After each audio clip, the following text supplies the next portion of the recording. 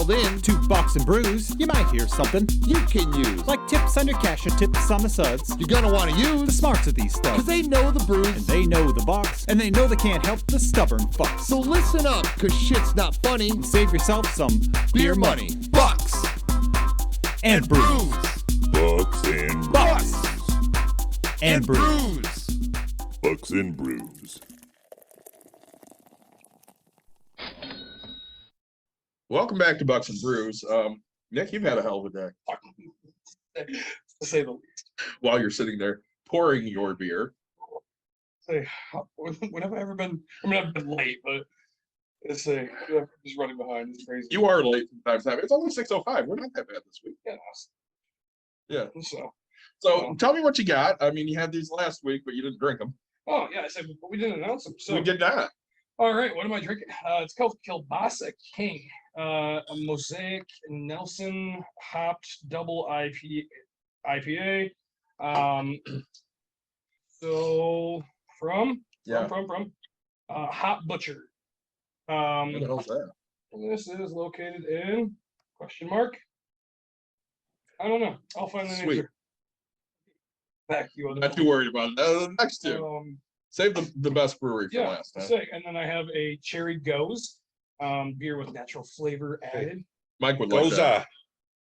Goza. And It's like watching the Ghostbusters in Boston. He's Goza. gonna call it Goes again just so you know. Oh, guaranteed. Anderson Valley.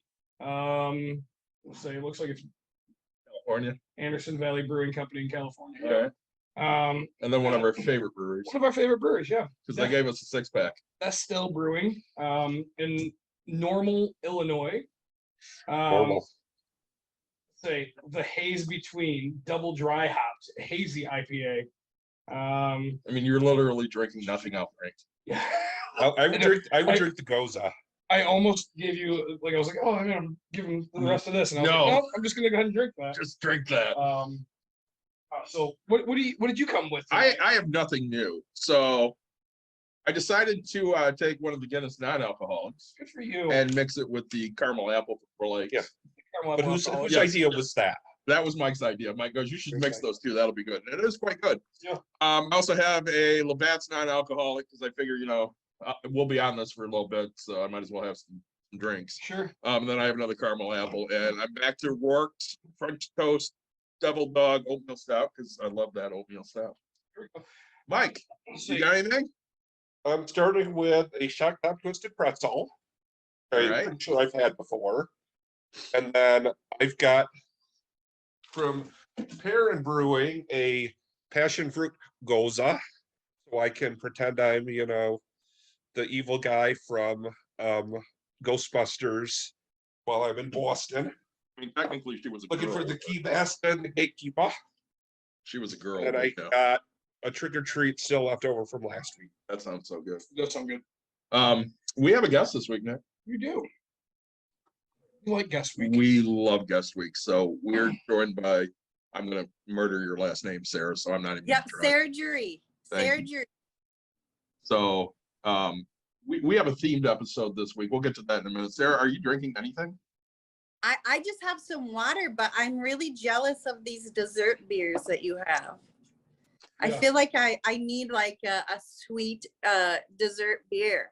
We're a short drive. Anytime you want, we can introduce you to some great beers, and then you can break some Don't shit tease here. me. Yeah. So before we get into tonight's episode, do we want to talk about stupid shit? If you want. I kind of do. 20 Um, fucking years got me this. that's a really nice, Oh, but hey, the good news is designed in Massachusetts. Yeah, It's not built, it's designed there. 20 whole years, and 20 fucking Is years it got me that. collapsible? It is collapsible. I think it costs about $15. I mean, it was between that and free valet free parking passes at the No, hospital. No, So you could have donated. I could have donated. Yes, I could have donated the $15. You want to donate to our cause. 20 fucking years, Yeah, man. good for you. I was young when I started there. I was young when I started with my job. I was younger when I started my job than you were when you started your job.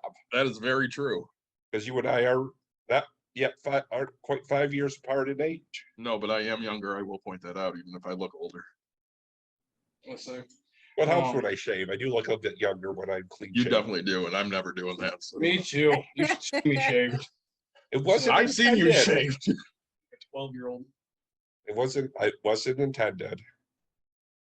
I look like Mike, man. Just Mike grown fucked up 12-year-old. while he was shaving. Oh, did you nick yourself? No, Yeah, I you just go too over. much I was off his trimming and time. I over trimmed. Hate when that happens. Did you want to get into any of your bullshit, or you want to ignore it? My bullshit. Real quick, Sarah, we're not trying to keep you, but we like to talk about how our life is just constant annoyance. So I'm sitting. Disarray. Say, can't make this shit up, You right? really can't. I think that's everybody's. I'm sitting watching my daughter do gymnastics, and I get a phone call, and this guy's like, "Hey, you were in here getting an oil change. Want to know how it was?" And I was like, "Yeah, it was fine." He's like, "I think your card was overcharged," and I was like, "All right." Like, he goes, "Well, we're doing this basically. There's a like I have an open investigation. Will you mind taking a look at shit?" I open my bank account, and boom, there's $11,000 just fucking missing. I'm like, Oh my, "Huh, all right." Yeah, I said, "Dude, That's a good day. it's not you, it's me." Somebody forget to do like the decimal plate or for the No, before no. the set. it's worse. And so, and it's just, I have a bounce check for this. I have a bunch of other shit, My God. literally totaling like $11,000. I'm just like, "Hey, bud, I don't really need to be talking to you at this 2 seconds. Like, I got to figure my life out quickly." I call and I do whatever. Part of it is, a couple thousand or a couple $1,000s of payroll check that is bounced, and I'm like, "Hey, why don't you get that figured out?" You think? They're like, "Well, we pre-front all this stuff, and I don't know how that could happen." And I was like, "I don't know either, right? Like, that's why I'm telling you about it." But they'll make that good. And then my bank's like, "All right, we're gonna get into the rest of this really, really quickly because that's a lot of coin." And I was like, "Yeah." So, here I am transferring, shit tons of money over, and it just looks worse because I'm still missing a bunch of money. Like, I overdrafted my account for the first time in my life. Yeah. Congrats, me. Like, it's I mean, you really Well, did you've it. always talked about having a cushion, but you don't think of needing a like $11,000. You think 2 or 3,000, maybe 5,000. Yeah. Good No, cushion. I mean, this is really good considering, we met up with Nick last night and all he was doing was bitching and moaning about having no money and how much he has to spend on the cruise, and he's not going to do anything on the cruise except go gamble to try and win back all of his money. I gotta win back fucking like 12 grand. did it okay? work? We're going on the cruise in like 6 weeks. I'll let Yeah. you know how good I gamble. Okay, As good.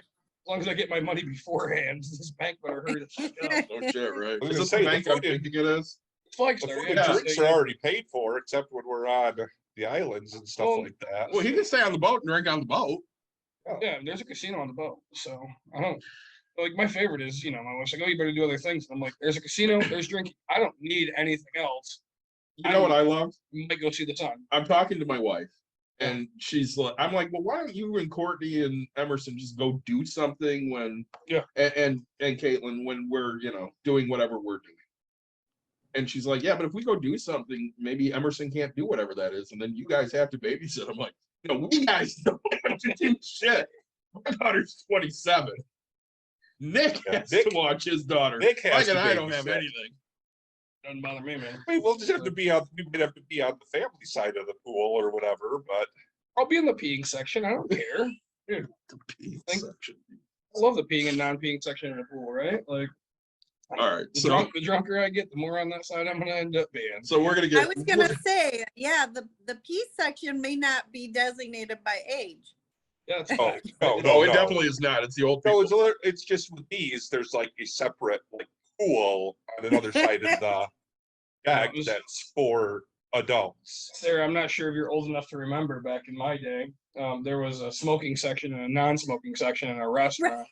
I'm gonna say this right now, and it's gonna fucking floor you. Yeah, She's older than you. I mean, she looks 10 times better than the three of us, but combined. she's older than you. Yeah. Yeah, I don't know how old you are though, but I'm almost 41. Yeah, I'm like 60. I just turned 45. Mike just turned 48. I just turned 34. God, You're the young one. Oh yeah, the baby of the group. yeah. I'm full cougar right now. Say, Nothing wrong with that. I've never had a problem with that in my Nope. life. So, Why not?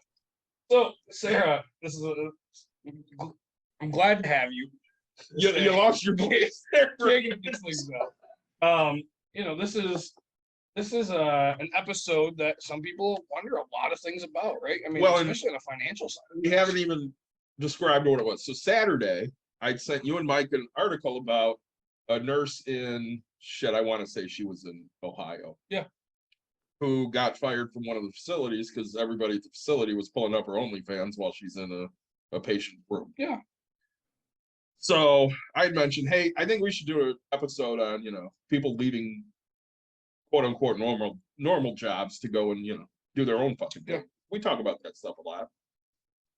And yesterday I was poking around one of the websites we use to find some interesting guests, and I happened upon Sarah. So sent her a message on there, sent her a message on Instagram, and towards the end of the day, Dawn goes, "Has she replied yet?" I said, "No." She goes, and Dawn goes, "Go post something on one of her actual posts." I'm like, "All right." Like 20 minutes later. So it came together so quickly. I like that, like, you and Dawn, right, are way older than me. Way older. And we know how to use the so much internet. better with technology, right? Dude, Like, I've been good with technology since I was a kid. like, I would have just been, Because you don't have technology. like, if it was me trying to get Sarah, I would have just like stood outside and be like, "Hey, Sarah, you want to come on the show?" Oh, she didn't answer. Sucks. Like, You Are you lucky recently you got have- Wi-Fi for your home. I do have Wi-Fi now. Yeah, you've had it for what, 2 weeks? Yeah, like 2 whole 2 weeks. weeks. Yeah. We are no longer Amish. She laughs about it like it's not a true fact. Like, I didn't have internet or cable for, oh gosh, I mean, my daughter's 7. I'd say 10 years now. My wife's been out of college that long. High school. Let's say. So Sarah, we opened this location 2 years ago, and one of the drawing points to this location for me was there was an upstairs where Nick and I could podcast from, because he was trying to do it via hotspot on his phone and he was dropping constantly. So, Oh yeah, you can't do it without a good signal. Yeah, he was, and it was ridiculous. so you The can. funny part is, I think when he was on vacation in South Dakota, he had better He did have better reception. reception than he did at his Yeah. house. And my dumbass didn't do it from my phone, right? I did it from my laptop still, and I'm carrying my laptop, walking around outside, like, Yeah, but he He was drives using it his down phone's the signal. hotspot as his internet. this is ridiculous. Did you have to take a drink every time he lost signal? Yeah, I just sit there and go, yeah, Nick's gone again. So Yeah. we're just gonna talk about other shit until he comes back. Yeah. It was ridiculous. So, Sarah, let's say we mentioned a little bit about what this is about. So tell us a little bit about yourself, a little bit about your background, and what kind of brings you here today. Yeah, sure. So I am in Indiana. I'm a mom of twins. Well, I'm a single mom of twins, and I've been a teacher for about 20 years. So like most of my career, I got into informal education pretty quick into my career. So essentially most of my teaching career was like teaching field trips and stuff. So that was actually my last job. The program that I worked for actually was started in Michigan, and it was a STEM program for kids. So 5th graders would come to us and we would have fun with them with STEM. We would engineer a seatbelt for an egg, run it down a wire into the wall, see if it survived or if it turned into ooey gooey egg death. We would program Lego robots. We would mix chemicals, build molecules. It was a great program. I loved it. It was a great job for being a single mom. It had a lot of flexibility. However, as we all know, teachers are kind of notorious for not making a lot of money. So I have always been like a very hard worker, and I was doing all these side jobs. Like I taught reading tutoring, I bought equipment, I taught myself how to sublimate and make shirts and mugs and tumblers. I got my certificate in group exercise, so I would work out with friends for extra cash. I lost a lot of weight myself, so I would coach people in keto, and I even got into the teeth whitening business. So I was constantly working some sort of side job just to kind of keep my head above water. And despite my hard work, I still kept getting further and further in this poverty cycle. My rent was $1,100. I didn't get health insurance, so I paid $250 a month for that. And my paycheck was like $1,600. So if you do the quick math, basically one whole paycheck went to just health insurance and rent. And that didn't include, you know, the things my kids needed, my car payment, my car insurance. So, you know, during COVID, we got some stimulus money. We were getting like the child tax credit stuff. But all of a sudden that all ended. And then we all know how fast that inflation hit with the gas prices going up, groceries going up. So just as a single mom, I just kept feeling the squeeze financially. And I have a friend, she actually lives right over the border in Michigan. And she started an OnlyFans page and she made $10,000. And she was like, hey, I started an OnlyFans page. I'm going to mentor women on how to create this revenue stream. And so, like, being the entrepreneur that I am, that looked like a very viable option to kind of get my head above water and create some additional revenue to kind of help myself out. So I started an OnlyFans page. And my goal was that during July, when I had my month off of work, that I was going to just kind of test it out, see if I was able to make some money on it to supplement my teaching income. Sure. Now, so you talked about a couple things. I have a million questions already. Yeah. So she made 10,000, like, in how long did she make 10,000? A month. Oh, she made 10,000 a fucking month. Like, You make Yeah. 10,000 in a month? don't fucking worry I about mean, me. yeah. And Without selling a house, are you making 10 grand in a month? no, Okay, let's say. I mean, That's what I'm saying. Without hustling. No. you're right. Okay, so she made 10 grand a month, and then the other thing that you'd brought up. Sorry. So we're gonna talk about the mentoring thing. Well, I'll ask those questions. Oh, later. absolutely. But like, we have to ask the question because there's gonna be people that don't know. Because in theory, I actually don't. I know what OnlyFans is in a general sense, right? The same as I know what Snapchat is, and Yeah. I didn't know that Snapchat was used for certain things because you know, like, I had no idea because Nick, you didn't even have internet. well, Right. and so it's funny because it just popped up on my reminders of Facebook today, and it was like, hey, I've joined the fun of Snapchat. This was 3 years ago when they were talking about raiding Area 51 because Okay. this was COVID stuff, and they were like, so I was like, I downloaded Snapchat because somebody was like, you can go on there and see people's snaps. I was like, dude, I'm gonna watch them raid Area 51. And I'm gonna watch people either get like destroyed by aliens or something. Like, so that's the only reason I downloaded it. And then people were like, oh, you're getting into sexting and stuff, and I was like, what? Like, Yeah. bro, I'm literally just watching other people around the world, like, and I really just want to see these people. And then in my job, right, it was people on strike, and so like we'd be watching that for like logistic stuff, and I'm sitting here laughing at all my stuff on the dock, going, well, we ain't shipping that today, are we? Like, there's still upset barbecue. So Well, You know I where I have learned internet, everything. Nick, and I don't even understand fully what some of these. yeah, social so if you media could, I mean, things I had are. Snapchat, just so you know. yeah, Yeah. Just like years So ago. if you are familiar with Facebook, yeah. OnlyFans is set up almost identical to Facebook. Oh, You okay. have, you have a wall where you post stuff, and you have a DM section like Messenger where you can message people privately. Okay.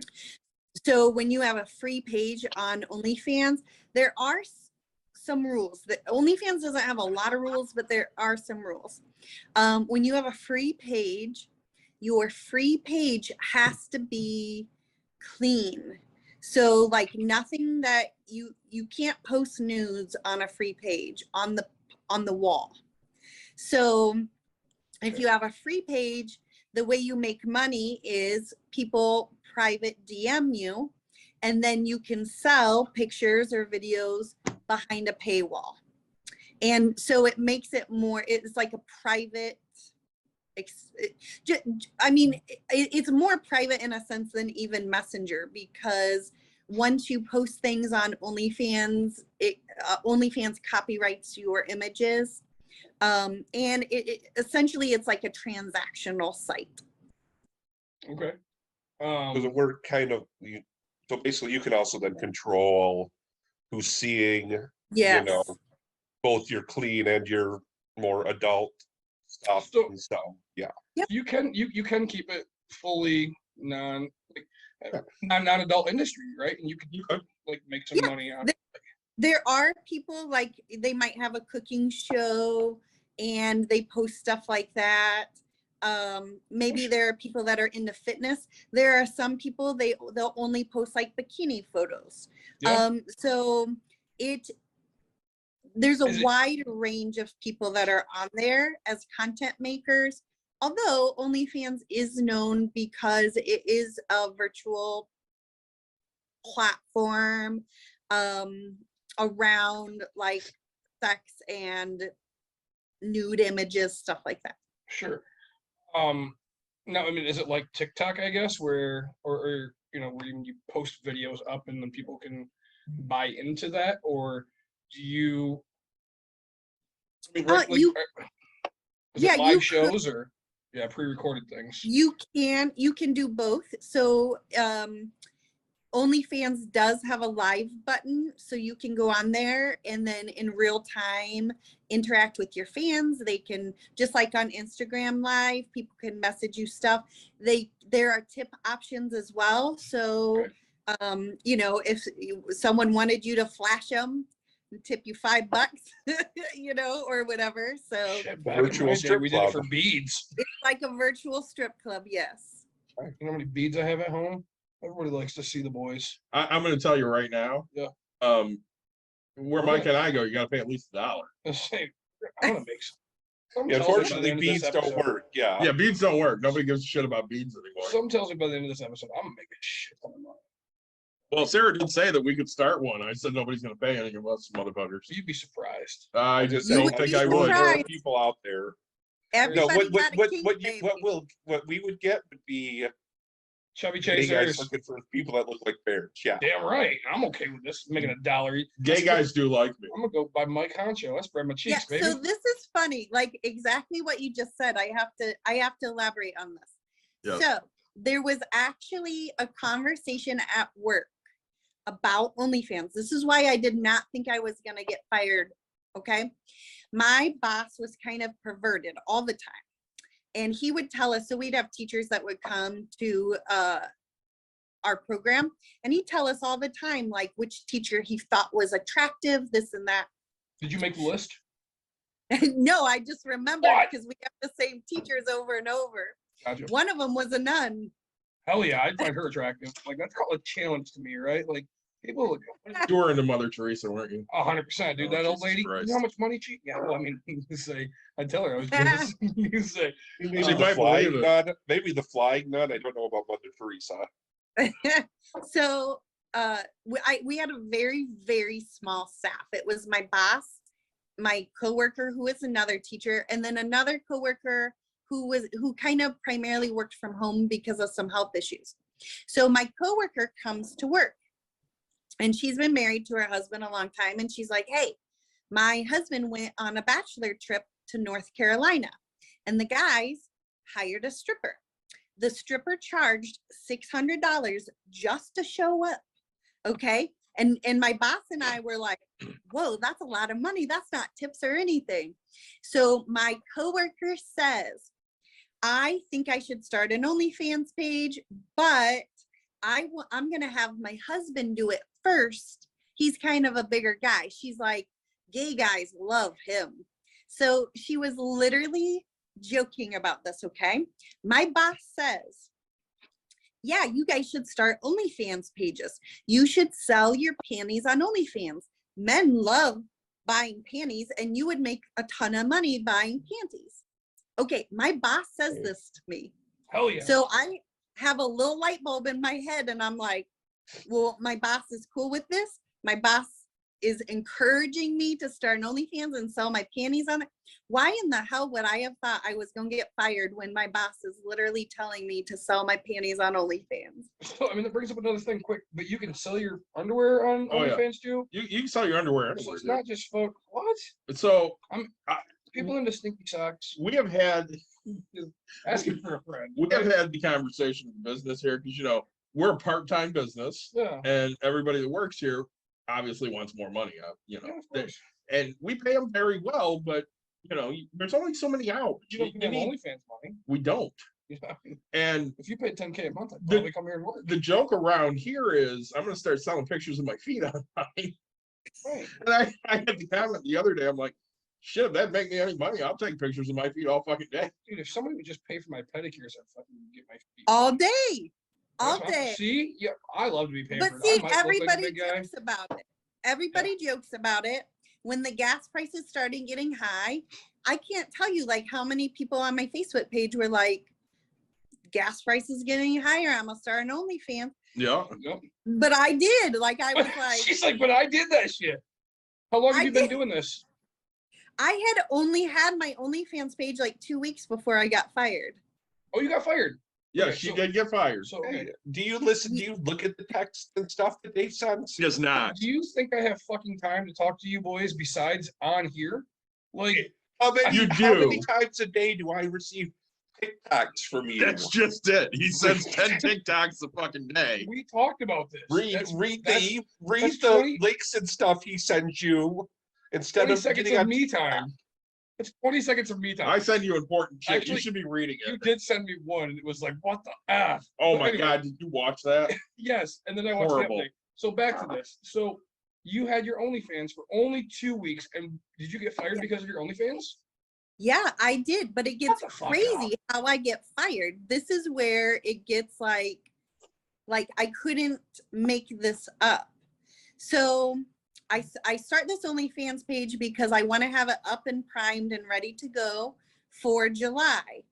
I have to go back to work for a couple weeks. I run the summer camp program for 3 weeks. It's great. It's awesome. My boss sends me a big congratulatory text saying, great job, Sarah, on summer camps. They were a great success. Perfect.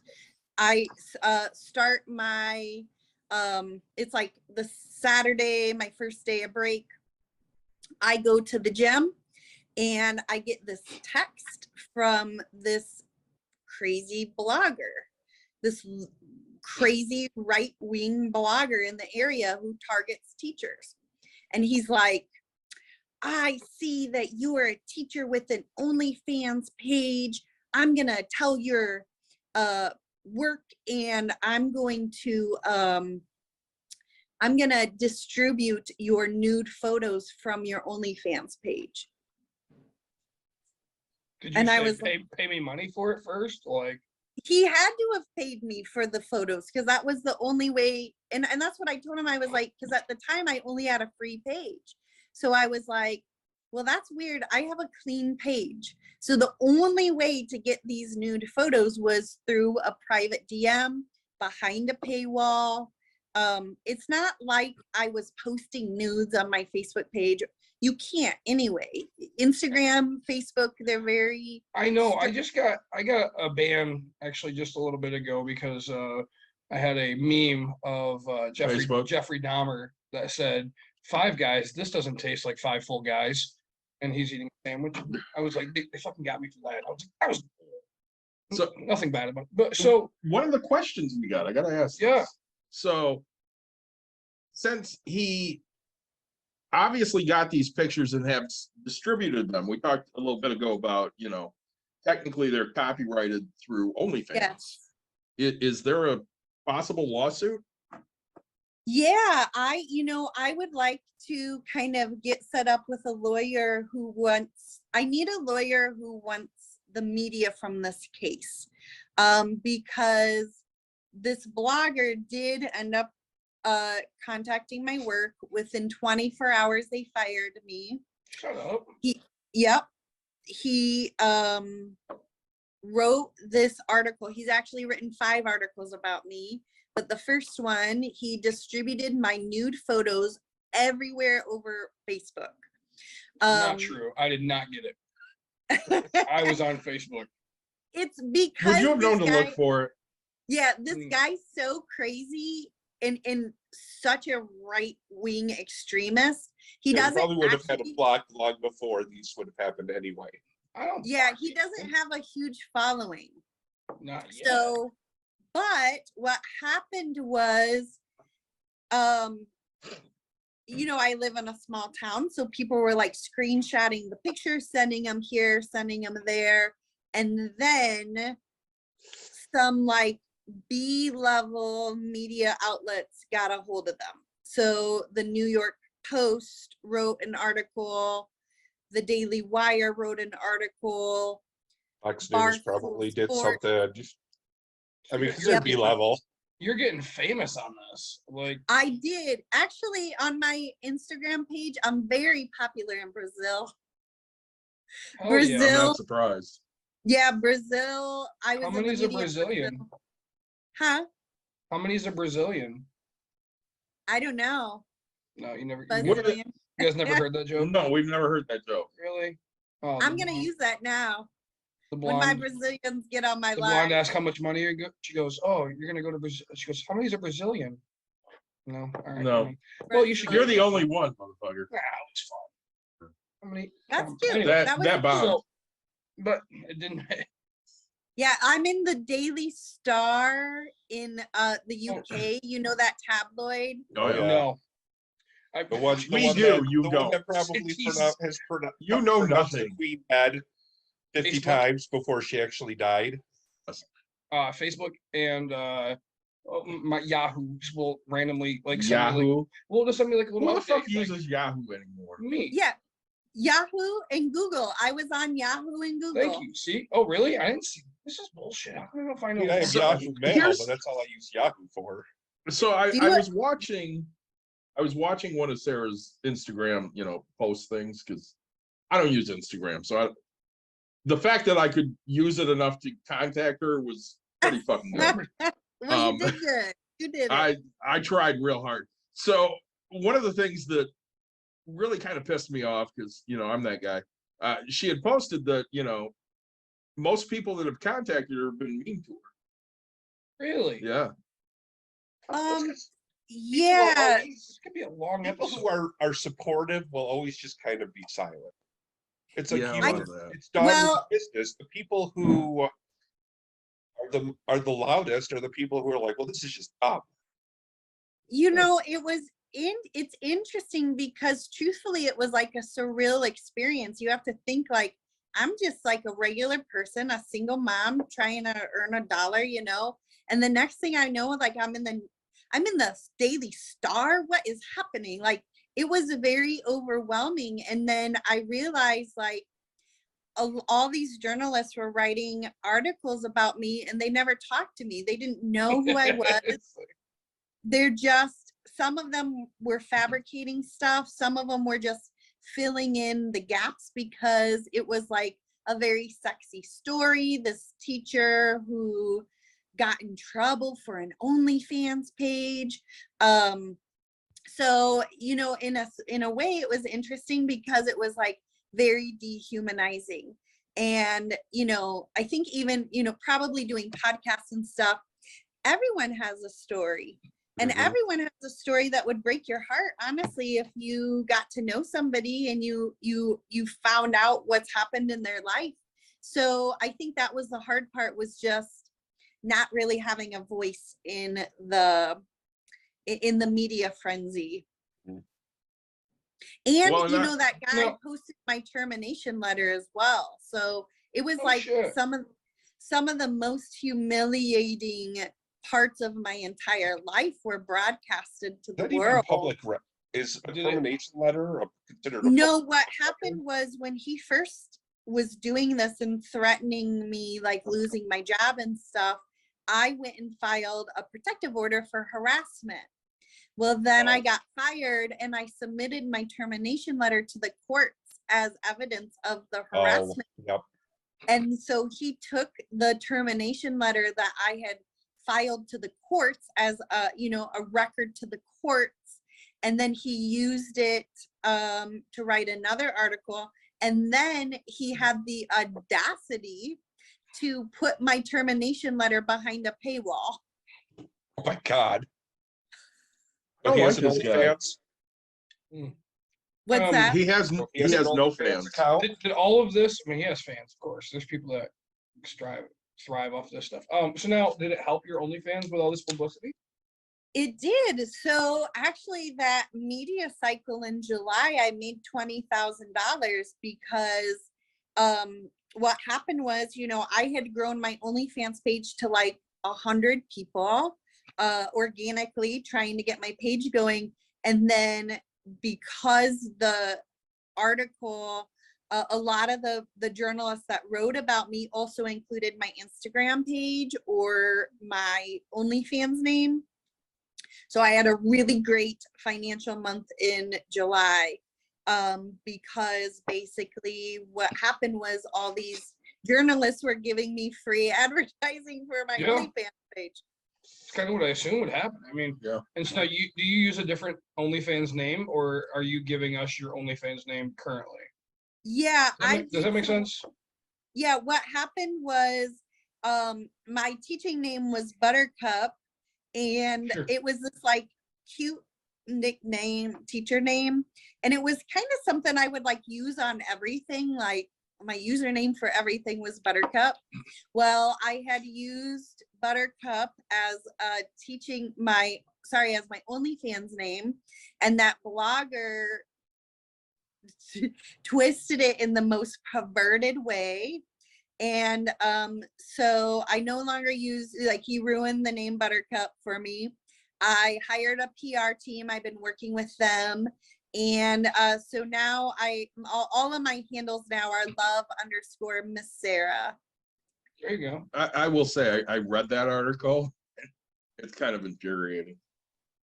Yeah, absolutely. Yeah, he really took something like very sweet. I think he even mentioned like she makes children call her by her porno name. Like, I was gonna ask if I could say that. Yeah, basically his article was she makes her kids call her by her OnlyFans name, and isn't this horrible? yeah, and Are they on her OnlyFans? Because I don't think they're fucking old enough to be on there. no, and nobody on my, like, it was literally the username. It wasn't even a name people called me. But I was like, oh my God, like, what is happening? He damn near insinuated I was a groomer or something, or like kids were not safe with me. And I will say that out of anything that has happened, that really broke my heart, because I've always been an exceptional teacher. I'm a mom. I'm very loving. Kids are always safe with me. They have been safe. They will be safe. Any child is safe with me.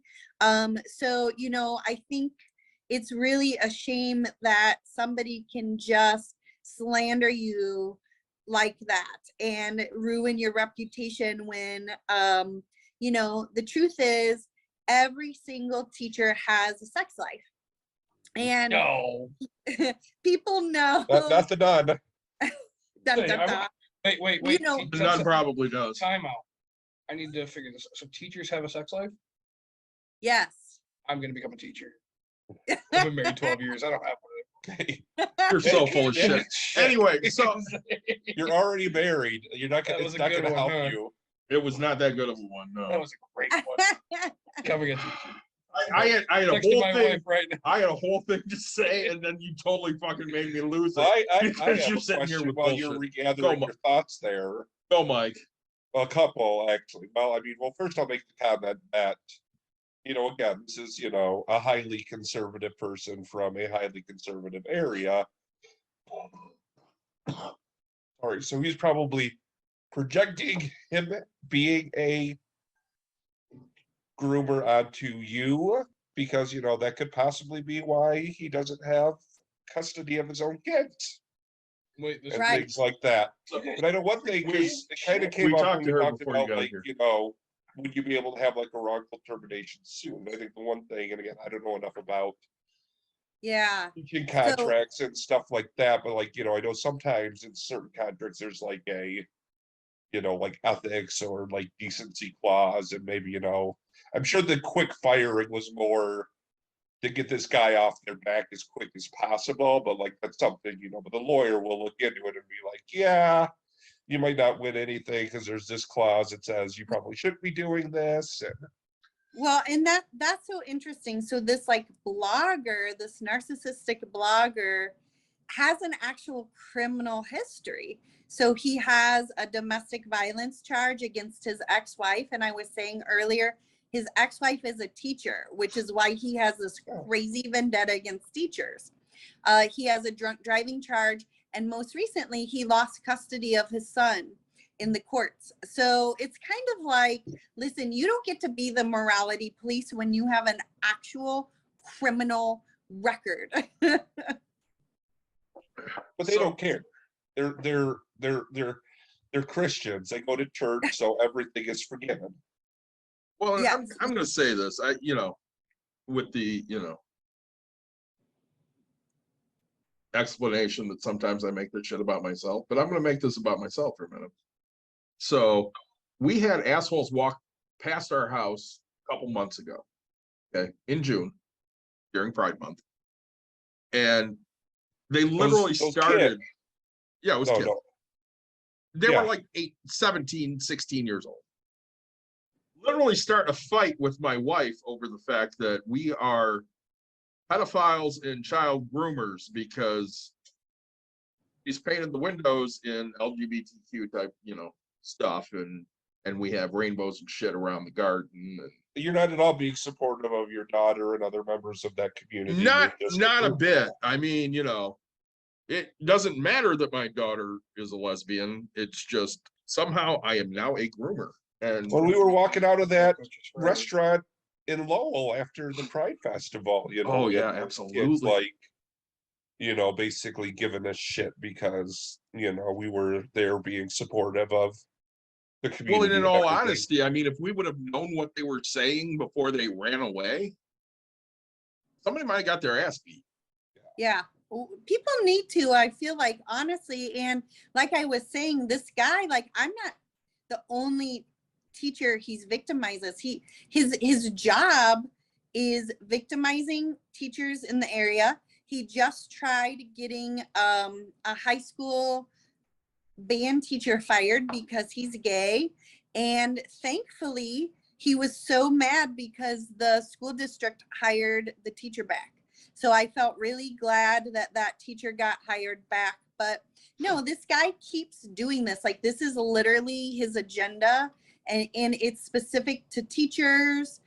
He likes to pick on vulnerable populations. It's like teachers, women, single moms, gay people, Black people, anyone that every article he calls someone a groomer. It's like that's his, like, he has no imagination. That's all he can come up with. But I mean, it's just, he's basically taking a page out of the Fucker Carlson handbook. yeah. He thinks he's some hometown hero, and he's really a disgusting human being. People are allowed to have private lives, and even for me, it's like so interesting because I'm a single woman.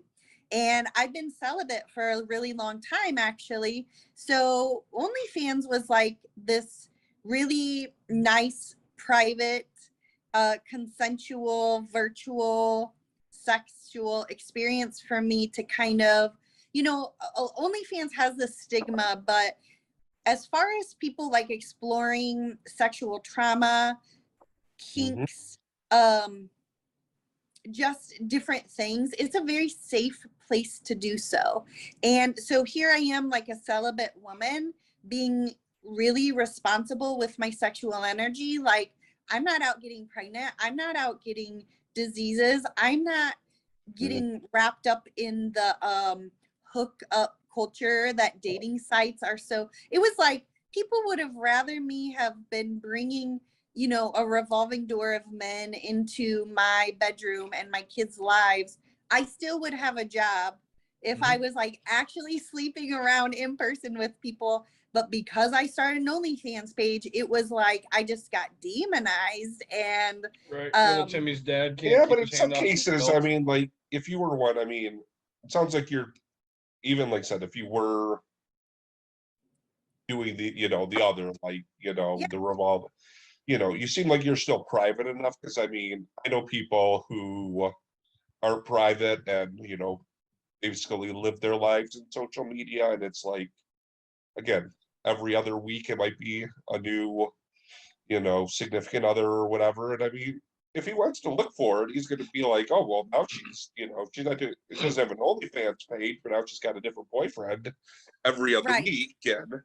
Right. And I do feel like there needs to be like a line between what's your employer's business and what is not. Because when I went to work, I always had, I was an exceptional teacher. I always had great reviews.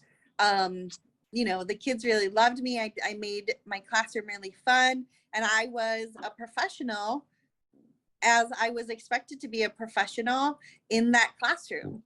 But every person is a sexual being, and it's just crazy to me that there's so much shame and there's so much stigma around sex. And for me, kind of going out and talking about it, one of the things I just want to keep talking about is the fact that OnlyFans is a great site for people to explore that stuff. It's a very safe site.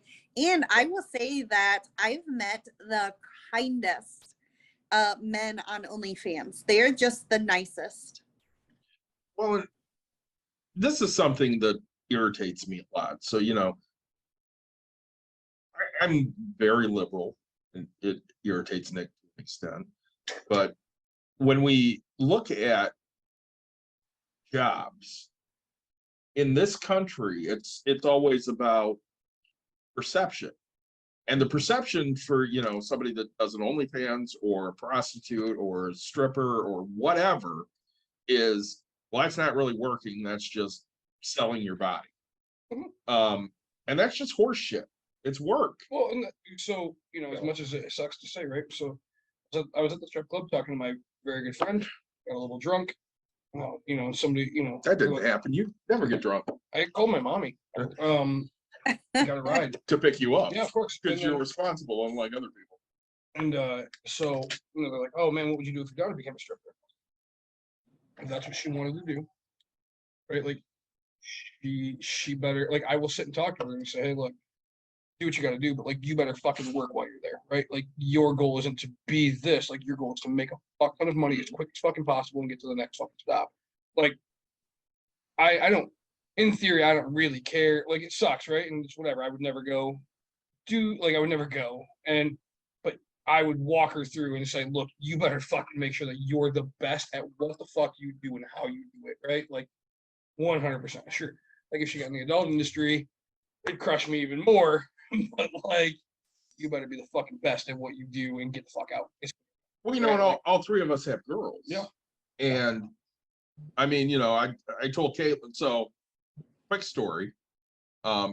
Sarah, obviously you don't know this because you don't know us, but my daughter a few years back is like, she went to her mom and she goes, I don't know if I like girls. I listened to my wife, him and haw about it for like, I don't know, 5 minutes. And I go, I can find out. And she goes, well, how can you do that? I'm like, I'll take you down to the strip club and we'll know in 5 fucking minutes. So I got a hold of Mike over there. I was there. And I said, hey, Mike, you want to hit angels with me and Caitlin? She thinks she might like girls. And he goes, yeah, that's cool. Let's do that. So we go. And it's probably the greatest tipping story ever. Mike and I are like, Caitlin, we're going to show you what to do. So we go up there and I tip the girl and Mike tips the girl and Caitlin launches a dollar bill like 5 fucking feet. Go get it. And runs back to the table. And runs back to the table. She was into women. Yes. Who's not? Oh, who's not? She got better. She got better by the end of the night. Question. She did get better. I got to add this because we talk again about the taboo. So same club. Somebody I used to work with. I work in the medical research field. One of the people who worked in our lab, she worked there for probably a little over a year. Before she worked there, she had pretty much been full-time as a bartender at the same club. She was still doing part-time. When she quit, she's like, I made more money being a bartender Yeah. at this place. And I mean, she's moved toward the end of her career there. She would do one day a week, she would dance. And, you know, instead of bartend, it was one of their usual slower days in her. So, but still, I mean, it's one of those things. Even there, I mean, if you can make more money doing something, why does it matter? I mean, it's all about Yeah, but I It's guess America, your baby. kids and your for Sure. me, it's kind of like all these people that were like questioning my morals in a sense. And I'm like, listen, my morals are on par.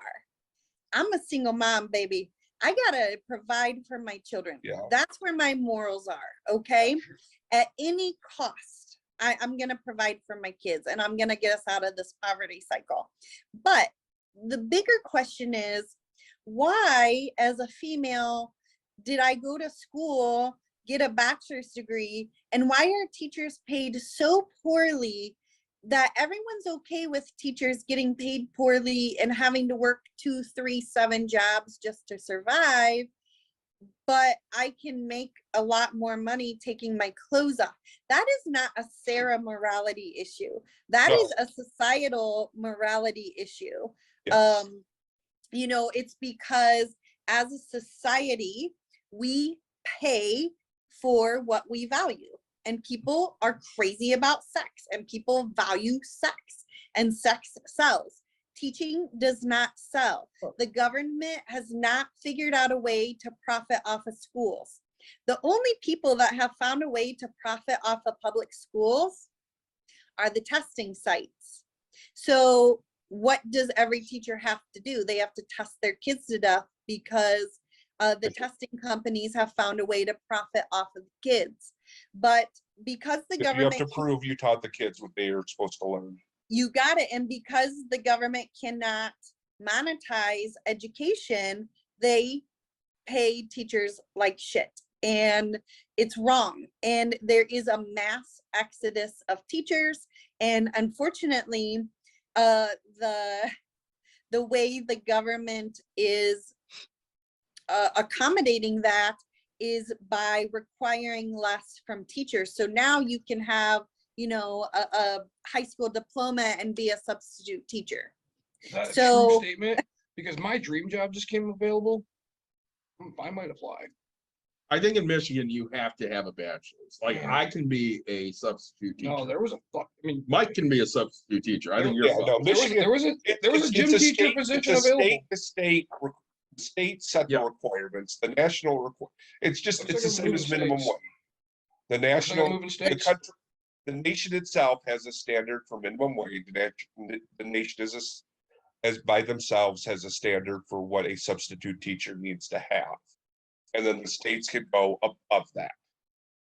Yeah. Well, I but They mean, if can't go below it. you start reading into the teacher shortage, well, first of all, people keep calling it a teacher shortage. We do not have a shortage of teachers. There are plenty of teachers that are certified, licensed, and want to be in the classroom, but you do have a shortage of people that are not willing to put up with the behavior issues of the kids, the behavior issues of the parents, the constant testing, the constant having to work outside their contract hours and not get paid for it, and also being paid so poorly. That's what you have a shortage of. well, Oh, yeah. that's a lot of it right there is, you know, we look at what we value, and you said it earlier. We value things in this country that probably don't make any fucking sense. So we'll pay, you know, $20 a month to be on OnlyFans, Yeah.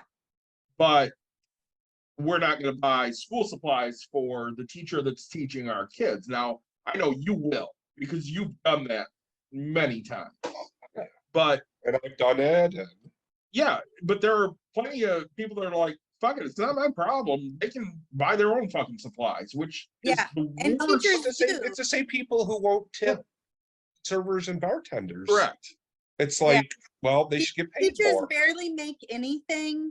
And if you went into a government funded classroom, the walls would be bare. Every teacher in this entire country, if you walk into a classroom and it looks welcoming and colorful, it's because they spent money out of their own pocket to buy the borders and the butcher paper and the decorations to make it look, you know, a certain for kids. Because most of the other educational things are probably stuff that have been around since like the alphabet boards on like early elementary, stuff that have been around since I was in elementary school. Yeah. And, you know, that was subsidized by the government and stuff like that. And come on, see, you're lucky enough to live in Indiana. We are unlucky. We're in Michigan. We've got Betsy DeVos, who has the plan to get us all in for-profit and private schools, and then this entire teacher thing won't be an issue, though. People will go into worse than student debt to be able to send these kids to these schools, and it's a mess. When we look at it, I mean, you know, I because of my side job, I've met some great teachers, and they are just shoved out the door as quickly as possible because they fight for what they want for their kids. Yeah. And administration doesn't give a shit, and parents don't give a shit. And just get rid of this person because they're making too many waves.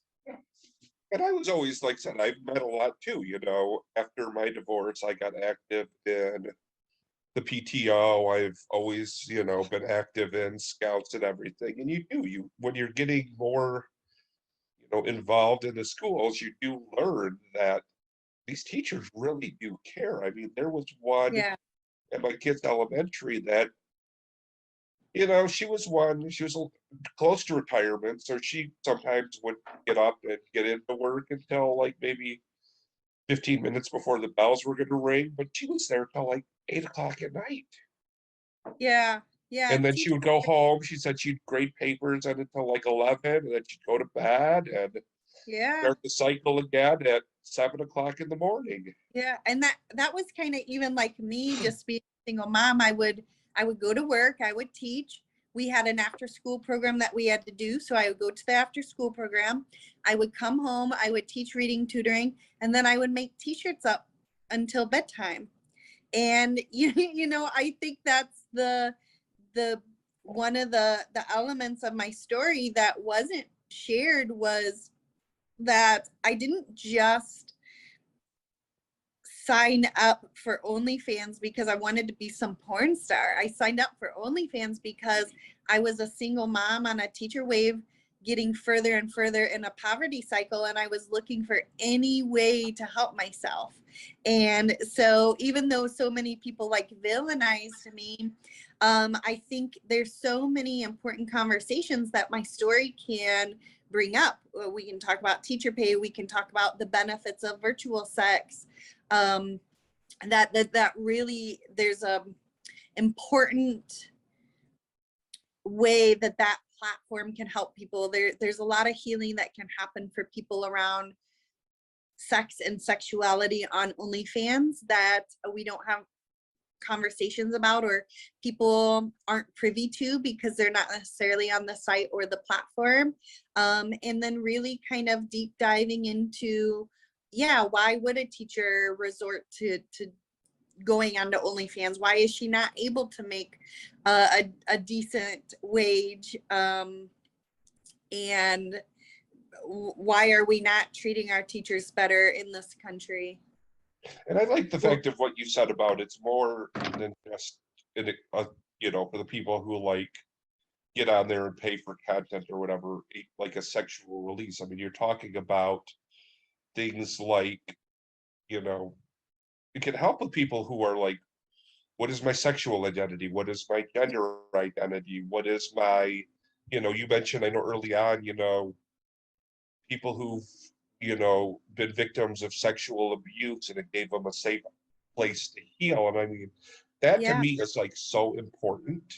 It is. The fact that the people don't fully understand that you can get that from a site, because all they see is, your, a picture version of like Pornhub or whatever, or Yes. individual version of Pornhub, where there's not, Yeah. the multitudes of people in every scene. So, it's interesting because even on OnlyFans, like there's one guy who cross dresses.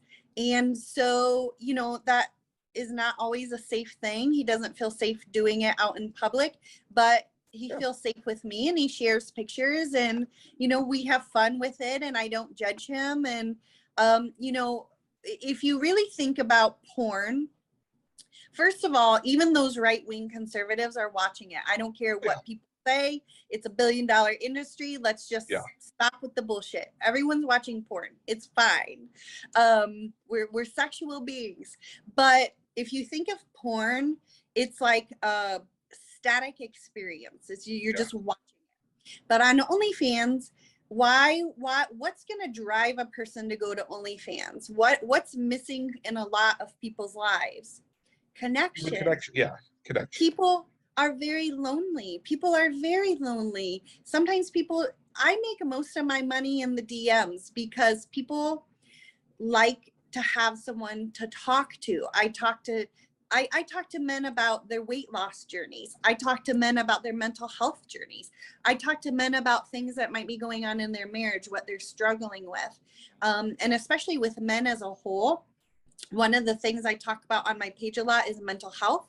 I check in with them. How are you doing? How's your mental health?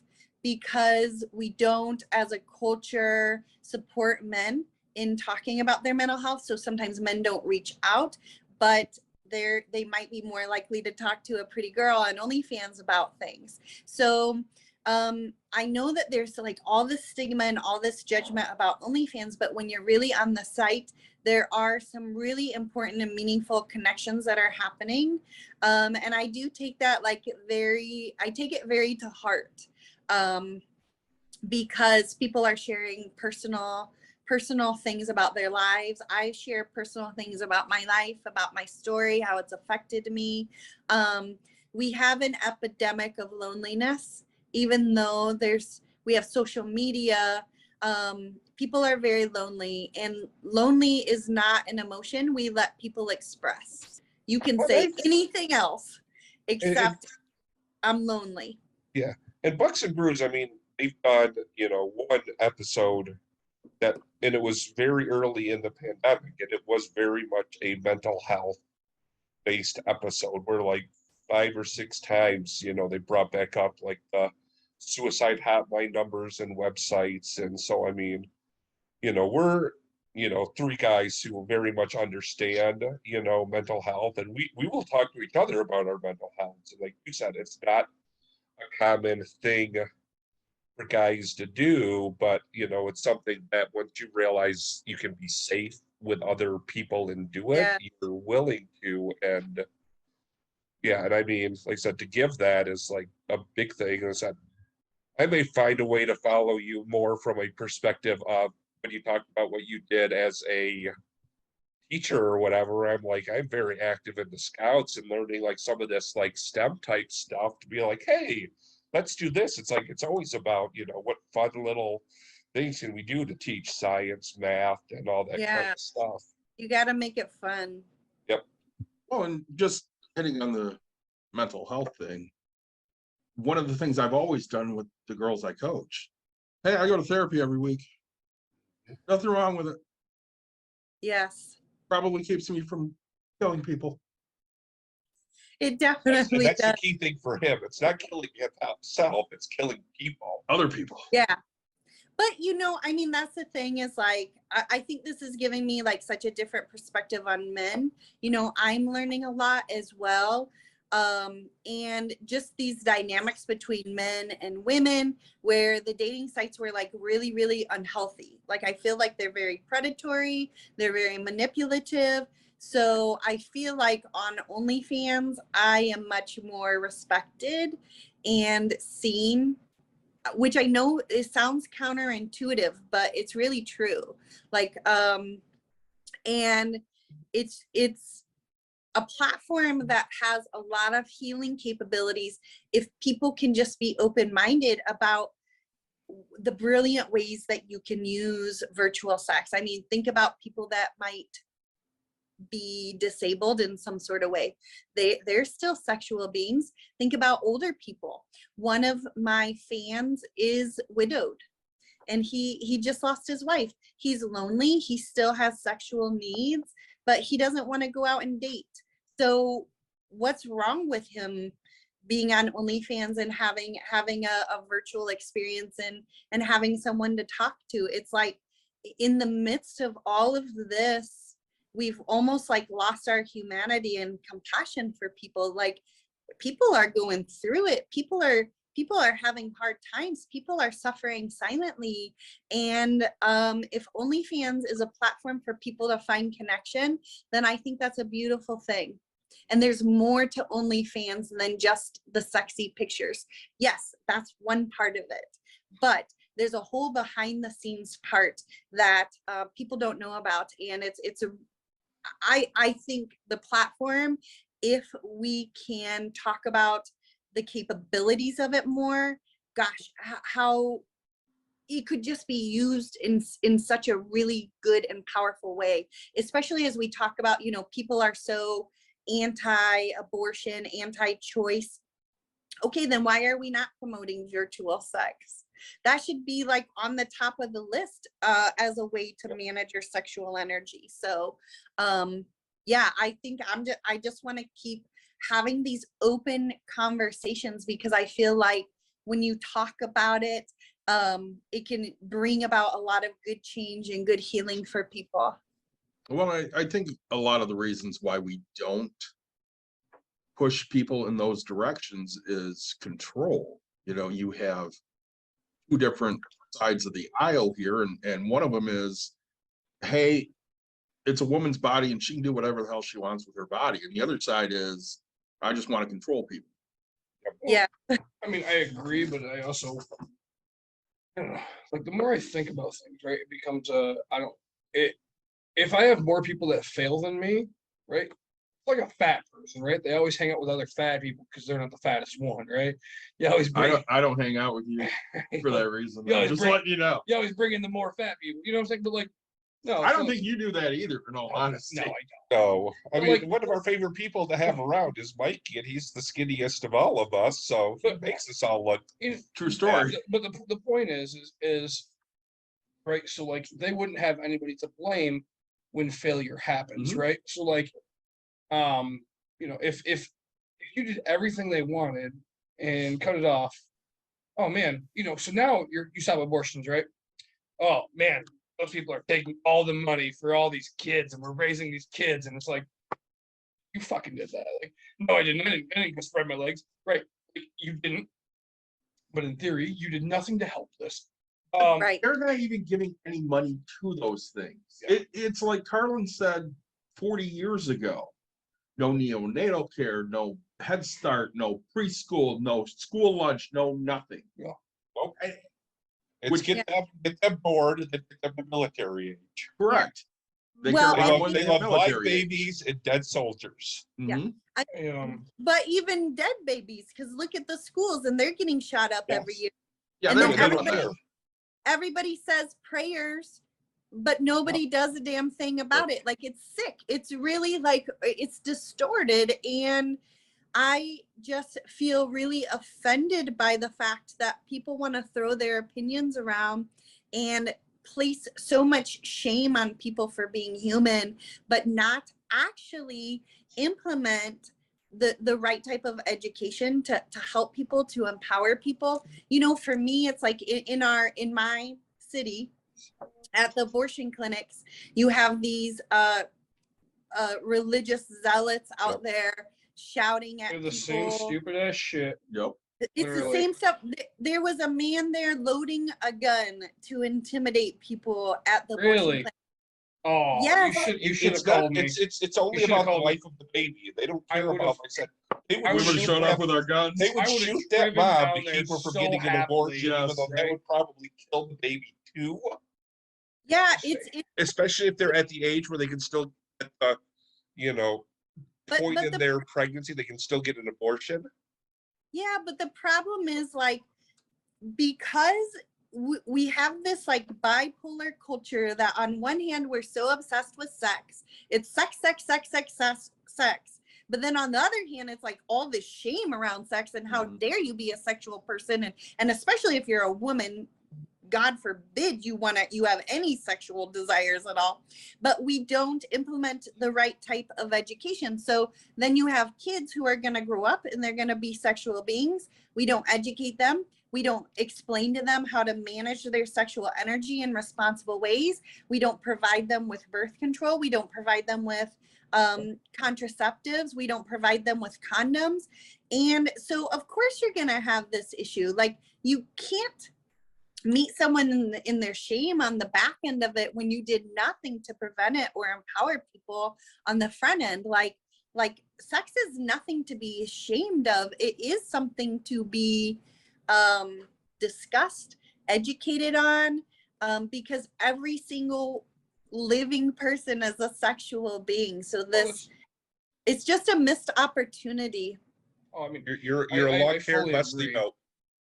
Would you agree she's a long-haired Leslie Nope? A little bit, yeah. You know, I will say this. So we're all parents here, and Sarah, I don't know the ages of your kids, but I would assume you have the youngest child. I have a 7-year-old. And I know with my daughter, when she hit a certain age, we're like, yeah, if you have questions, just come to us and we'll answer whatever questions you have. We don't really give a shit what they are.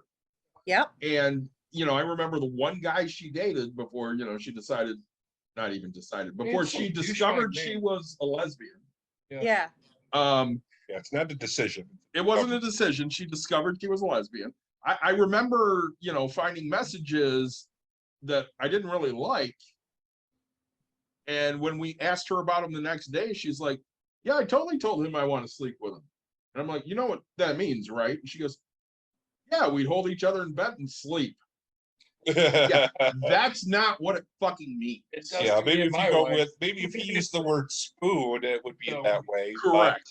And I remember the kid coming over to my house, and I basically told him, listen, she's not ready to have sex. And if you want to do something with her, you better be willing to do it with me first. And I told you I would. I know you will. I am not looking. Like I said, my daughter. That really brings up the important conversation about consent and what that looks like and what that means, and the fact that we're not talking about the consent and what that looks like and feels like and means with young men and women as they're entering, the phase of being sexually active. And one of the things about OnlyFans is everything is consensual. So there is this brilliant opportunity to teach about consent in a virtual platform. And I will say, with my fans, they're always the utmost respectful. Even with requesting things, you can request customs and stuff. One, I never do anything I'm not comfortable with. And two, pretty much every man asks, and it's a consensual thing. So yeah, no, I agree with you. Like, this concept of consent is a conversation that we are not shouting from the rooftops about. And I think it's creating this dysfunctional relationship between men and women, where men feel like they need to manipulate women for sex. And I see it again and again on these dating sites, even with grown men. And it's like, listen, you don't need to manipulate if you're being true with your intentions, because then guess what? As a woman, I get to decide, do I consent to this or not? But what I don't like is this whole hookup culture that's been created. It's very predatory. It makes people feel like consumables.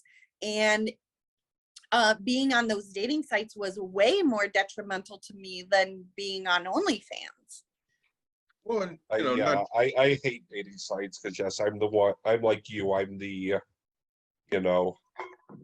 currently single, celibate since my divorce and all that, and it's like dating sites were absolutely positively horrible. Like, and I mean, even honestly, from a man's perspective on them. I mean, there were just so many that, you know, there were plenty of, I don't even know if you consider them, you know, maybe they were men too, but I mean, it was catfishing even from quite often, like, you know, I'd start, you know, chatting with somebody, and they're like, oh, let's chat, you know, here. And, you know, if you know enough about, you know, addresses, you're like, oh, basically you're pointing me to your, you know, topless page that you want me to pay for. This was pre-OnlyFans. I haven't been on a dating site for, well, I mean, I currently am still officially a paid member of eHarmony, but that's only because my account lasts for like another month.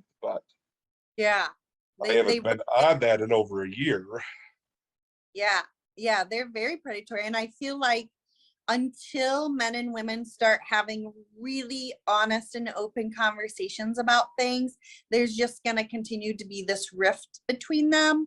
And it's just going to get bigger and bigger. I feel like there are some really important conversations to be had so that there can be some real healing between the sexes. I like Well, your you know, idea, like your thought about consent, because even like when I would be like in relationships early on, like to me, the first yes was always a maybe. I'd be like, are you sure? And then maybe the second yes was the yes. And I'd be like, the maybe was always a no. Like if they got a, well, maybe it was like, oh, I'm just going to put it off, you know, well, you know, next time we go on a date, I'll try it again. Well, and you know, I'm gonna ask this question because you know, Mike and I both being introverts and not really talking to other people, Nick being the opposite of us. Have you noticed that a lot of your, or even half of your subscribers tend to be introverted? You know what? That's a good question. That might be like a good demographic question. But I imagine so. Just because they seem to really like to do the chatting like virtually and stuff.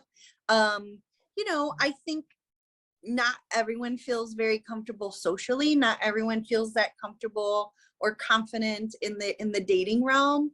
Maybe they were recently divorced and it's been a long time and stuff. So there might be like a mixed bag, but definitely I feel like it would be interesting to do like a case study on the type of men that go to OnlyFans and create accounts there and stuff.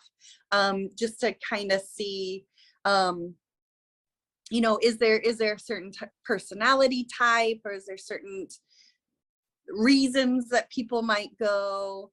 I just have my own anecdotal data from, you know, what I collect and stuff just from chatting with people and what I've learned over the last couple of months. Well, I think the widow aspect is a pretty good read on that, because you know, I've been with my wife for what, 22 years, and I wouldn't know the first fucking thing to do if something happened to her. Oh man, so you say that, but like I was talking to a very good friend of mine, and he's like, man, I'll never get married again. And I was like, you know what the fucked up part is probably will, just because I don't know what the fuck to do. Like, you know, Again, I would never get married, but I would have a maid. That's the shit I want done. I think it's a personality thing, because I mean, you look at, you know, my ex as an example. She, between her first two divorces, she was in a serious relationship before the ink on the divorce, before probably the ink was even placed on the divorce papers. Yeah. So I was the second marriage. Were you? Yeah, the guy she ended up marrying the third time, yeah, she was dating him, like I said, 3 months after we divorced. So she basically started trying to date at the minute like we separated. Yeah, and I feel like that's very typical for people. It's a very hard thing to be single. I'm not gonna lie. And a lot of people don't want to deal with it because it's a very lonely experience. You have to do a lot of healing work on yourself. Yep. But then you have the other extreme, which is someone like myself who, like, I haven't been in a relationship since my divorce either. So I'm kind of the opposite end of the spectrum, like the one date wonder or whatever. Yeah. So I think the same thing. Like I've gone on a small handful of dates, but it's always been one date, and then Yeah. And actually what finally broke it is there was one, and it was again, probably just over a year ago, and it was had somebody I was kind of interested in meeting. We ended up putting it off a little bit, had some stuff go on, and I looked at just kind of my schedule for like the next like 2 to 3 months, and it's like something going on this week, got something going on this week. I got, and it's like everything. And like the cruise that I went on with, that ugly guy in the glasses over there, and his wife and daughter and stuff like that. And, it's like I just saw all this stuff and I'm like, maybe it's not that good of an idea that we necessarily meet right now.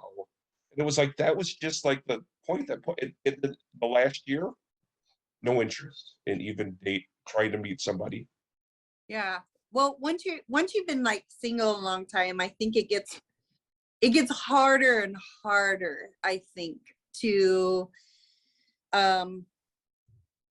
be ready for something like that. But I think that's why OnlyFans for me as well has been like a really good and healing experience, and it's helped me kind of really be able to think about, okay, what type of person do I want in my next relationship? And I think you only have to be like with one narcissist one time ever in your whole life. One's enough. I mean, that kind of like, that is one of my questions. I guess you said, do you think OnlyFans holds you back from like finding your next love? I mean, yeah, it's hard to say because I've been single so long, like 5 years. But it adds a new challenge because now all of a sudden, like if dating was hard before, all I get asked all the time is like, can I make content with you? And well, it's like, that's another question I have. I mean, honestly, yeah.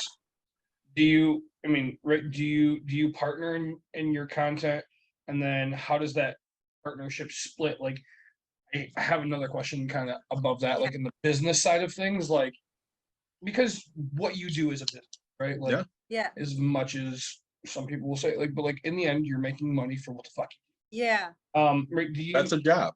Right? So like you're celibate, you've said for this long. Like, do you have partners in this, and or I don't know, do you do women? You said your friend is down the road. Like, I don't know how this works in general sense. Yeah, that's a good question. So right now, well, since I've been celibate for so long, all of my content is just solo. It's just me. You're just gonna get me. Sure. But the more that I'm on the site, the more I do feel like it might be a natural segue to start incorporating content with another person. But I think I'm just gonna have to figure out, like, is this a person that this is just gonna be like purely a business making content with, or am I gonna be lucky enough to find someone that I could actually date and making content as part of our relationship? So I don't know. I mean, I feel like since I'm just gotten into OnlyFans myself, there's a lot to kind of be determined, but there is a lot more money to be made when you're doing content with other people. So there are people that, it brings me to another question, right? Do you see this going any further in that sense? I mean, adult industry, right? Like, yeah, actual, right? Like, I mean, yeah, penetration of a sense, right? Like, yeah, I feel like at this point in time, with everything that kind of transpired, being in the news, getting fired from my job, there is a part of me that feels like, okay, Sarah, if this is all gonna happen, you need to make damn well that it's worth it for you. Like barely making on OnlyFans what I was making as a teacher is like, it's not gonna cut it. So it's like, that was the whole point of starting on OnlyFans, was to help myself financially. So, I feel like as I'm getting more comfortable making content, there are some real big decisions that I plan on making as far as where can I really make money in this industry. I thought I was going to be more the MILF category, But then I found out like every man has a teacher fantasy. So, you know what? They say everyone gets your 15 minutes. And I feel like I want to make the most of mine because it's an opportunity to give my kids a better life, you know? Sure. I'm going to say something stupid here. And I can say this because two of us went to the same high school. I never had a teacher that looked like you, Sarah. Mike? No, no. I'm not gonna lie. No fucking way. You In would high be the school- one that, yes, you would have been, In if high you'd have been my school- teacher, you'd have been the only one who would have been made the hot for teacher video. Oh, for absolutely. Van Halen. Got lucky. I had like 3. I mean, right? I did. I'm just That was not kind gonna of, lie. because honestly, when I looked at some of Caitlin's teachers, Yeah. I'm like, where the fuck was this when I I was just in like school? Well, The I worst mean, part- you look the at worst it, part I mean, was I look did at that look same at it thing. from my at least elementary perspective. But I Yeah, went to well, the small yeah. Catholic school. let's say yeah, I- and You had And nuts. it didn't want you because you were too clingy to your mother, Yes. which is It why did you not stopped want being me. a Catholic. so But even in high school, yes, I mean, every once in a while there'd be a somewhat cute student teacher, but yeah, the Yeah. full-time Yeah, teachers the were normal teachers we had, like the regular everyday teacher, like some of them I loved to death. Yeah. Some of But them it were was awesome. no Miss fantasy. Tomlinson was awesome. Yeah, no. Who? oh, there was Miss definitely fantasy. Tomlinson. Oh my God, Miss Tomlinson is still one of my favorite teachers of all But fucking still, time. I look at it from the, I mean, there were only like what, 7 or 8, I think, female teachers and like 25 male teachers. Yeah, in there that were not a school. lot of girls. And it Don't get me was, yeah, wrong, the couple of in my math school- teachers, the language Nobody cared. teacher, the art teacher. I mean, the art teacher The art may have teacher been was kind of weird. cute, but she was kind of hippie looking. Yeah, I never had art, so We had good looking male teachers though too. I'm not gonna lie about that. we had a couple good looking male I- teachers. I had one. He used to get so pissed off that I called him Clark Kent. Like, swear to God, like, God damn it, I look at fucking Superman. I was like, yes, you do. What up, Clark? And Who he's would like, get pissed about that, honestly? so, I mean, honestly, I- the best looking male teacher have a- we had was Rod Reefier. well, don't get me wrong. I mean, dude, we had one in middle school that was an underwear Preach. model, right? Like, He was like a straight up. 60-year-old Literally guy. underwear model. Mike's totally Funny. full of shit over here But he with was the Reef. coolest teacher He ever. he was a cool teacher. All right, I say we have to get us back into this off the Oh. teacher subject because you boys. I are like the way teacher too hot- way subject too here. hot and I mean, bothered well, already. I mean, is there any? I mean, are So, you pretty much hang at on. this point done with teaching, or is there a part of you that would be like, you know, get back into the teaching if you knew you could be at a school district that wouldn't judge you for the fact that you have an OnlyFans? Yeah, I don't know because I'm still trying to get my footing and like figure out Yeah. my next steps, what I'm gonna do with my life. Like I was not planning on leaving teaching. The saddest part for me about the whole freaking experience, honestly, is when I started at that job, my kids were in preschool. I have twins. And I taught 5th graders. And this year they were going into 5th grade and I was gonna have them in my class. So Oh. that yeah, I had worked with their principal to bring them to the program and everything. So, you know, I had to like break that news to my kids, like mommy was fired from teaching. And, you know, I tried to Wow. just kind of say Without like, quite explaining to them why you were fired from teaching, because Mm. they're not quite probably ready for that yet, even though Yeah, they're at the age where, mommy's a model now. That's just what yeah.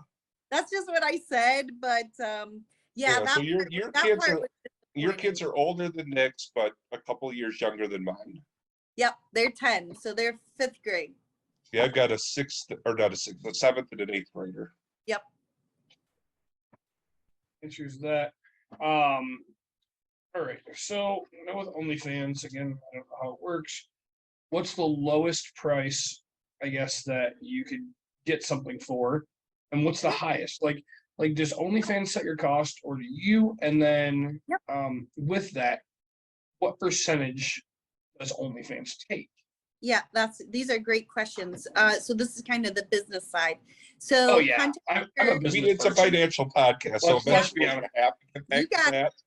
so As much as my um, brain is perverted all day, every day, like I'm still a young kid, I'm straight business. Like, how can I make the most money? Because Yeah. I'm gonna sell this body. how am I going to make some money out of OnlyFans? So the I mean- nice thing about OnlyFans is that content makers get to set their own prices.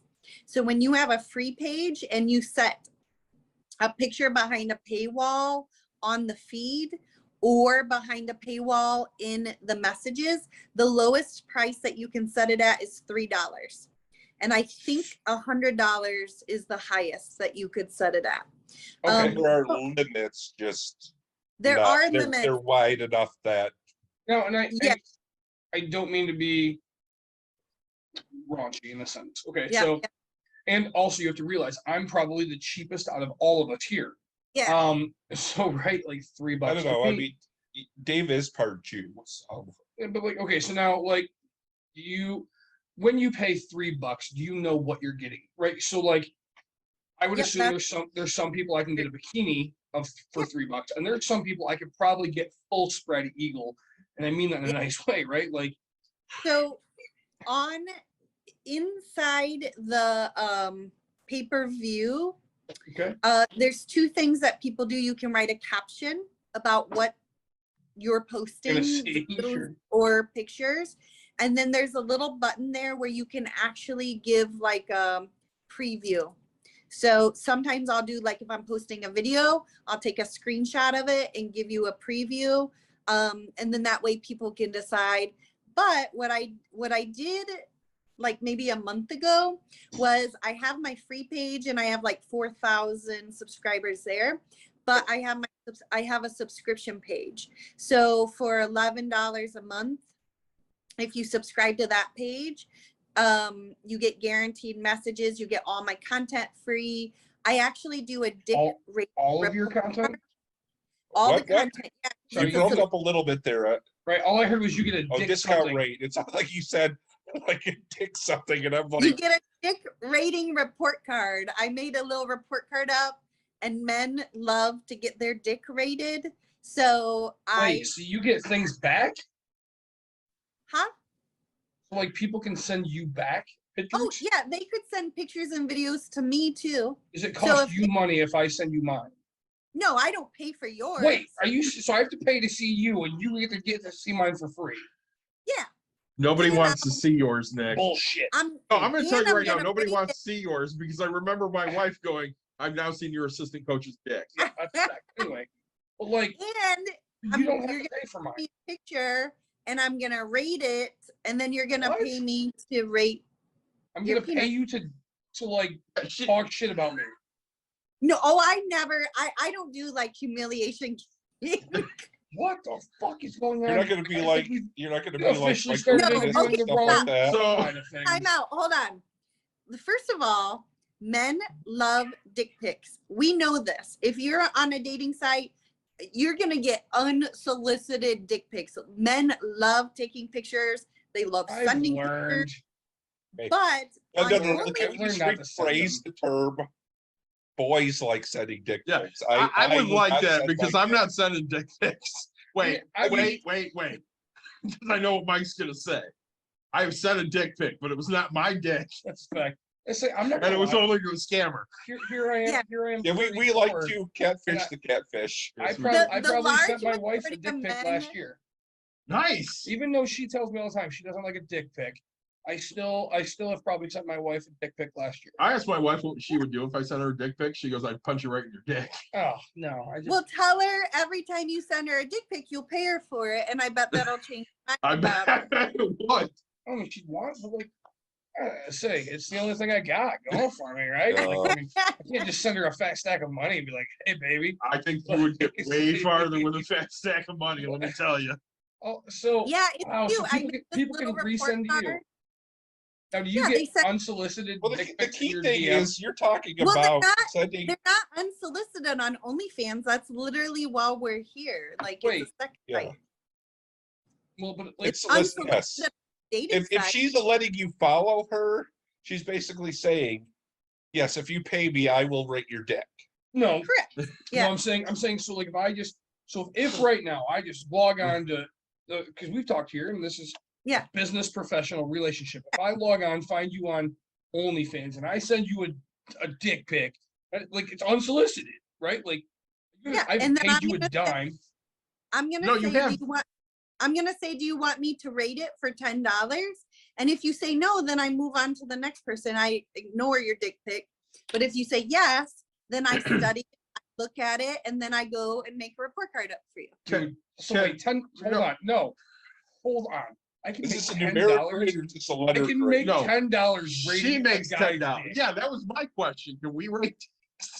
for $10 a dick. Like, hey, everybody listening $10 right a now, dick. my name is Nick Watkins LLC. Send me Your a dick dick pic pics for and $10.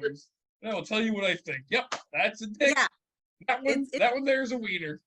You I get a certificate of authenticity, so we could say yeah. I didn't think dick ratings were, I didn't think that was because OnlyFans has its own culture. And Have you- somebody was like, hey, you need to do dick ratings. I was like, I gotta dick figure ratings? this out. What's a dick rating? Why did we bring this up? Can Because I- that was a million questions. Like, what's your highest Hang on. rating? What's your Hang lowest rating? Hang on. I gotta call timeout. No, No, I I'm have all to hot and bothered now. this is one call of those. timeout here. You So get 50% just for writing your name.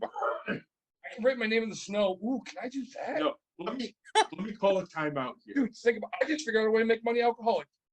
I'm gonna drink a shit ton, get an OnlyFans page, and I will spell people's names as I take a piss because I'm gonna piss like a racehorse as I'm shit faced, and you get to see my wiener because I'm drawing a name. That's awesome. He's so going to be divorced in like 2 years.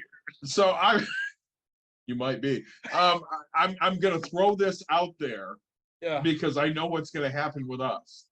Sarah, I have no idea when you need to get off of this, but anytime that you do, you need to let us know. But I have a feeling we're gonna have an episode too because we have so many fucking I questions literally now. have like a It's a phone. lot. It's a I ha- lot. I haven't sent my. So I texted my wife because I don't have a pen in my papers way over there.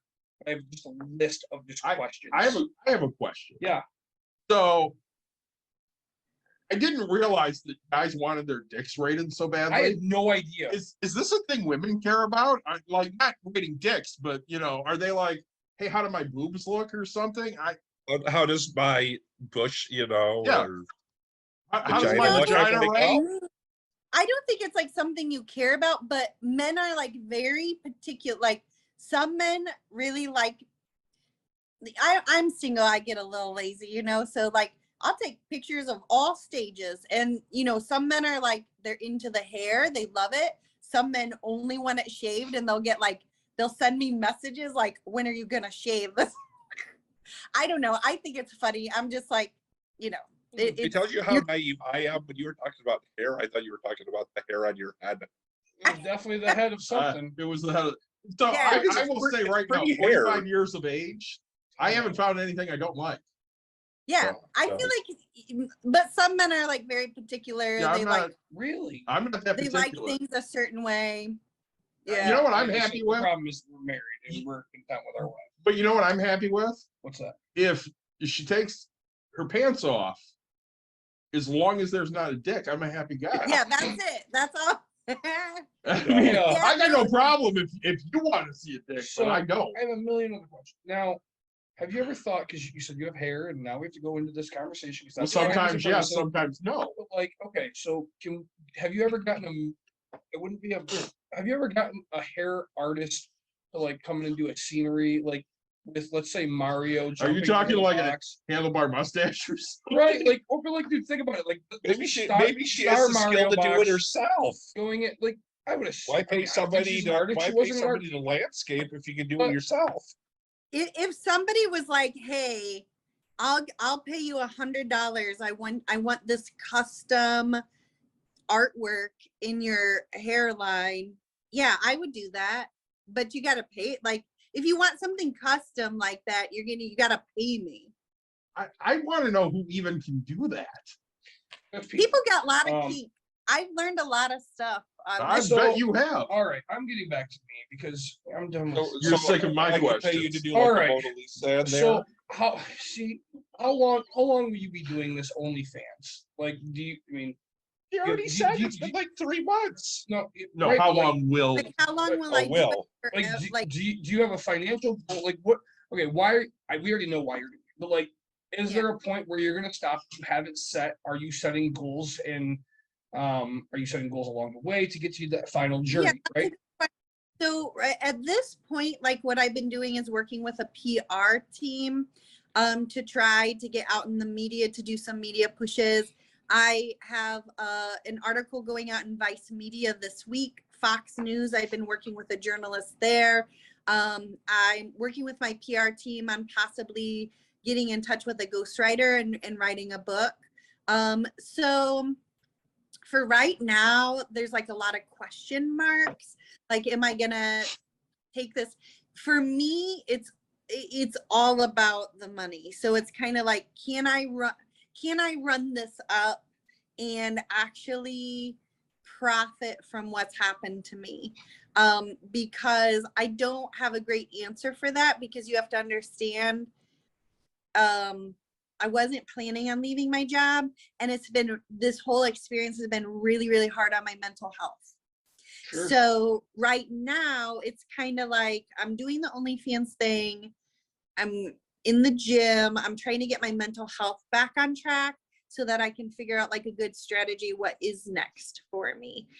Because you can imagine, I didn't anticipate that this was going to be like a media frenzy. I didn't anticipate losing my teaching job. Oh. So I'm not really sure. Like I could say that in some ways I feel like very lost, because I'm not sure what the next thing is going to open up for me. But I just have to kind of trust that there's going to be some important path carved out for me where I can take this experience and turn it into something good, be an advocate. Sure. How many hours are you working? That's a good question. OnlyFans is very time consuming because you have to make content for the page. You have to be available to message. It's like a 24/7 job, honestly. Because even like right now, being on the podcast, like I know there's messages waiting for me that I'm gonna check tonight. And I also have to work on creating a funnel or a pipeline to my page. So there's all this kind of like, if I don't get, because OnlyFans are like flavor of the day. So, if I don't have like a constant new pipeline of fans, well, people are going to get bored with me. They're going to go subscribe to other content makers.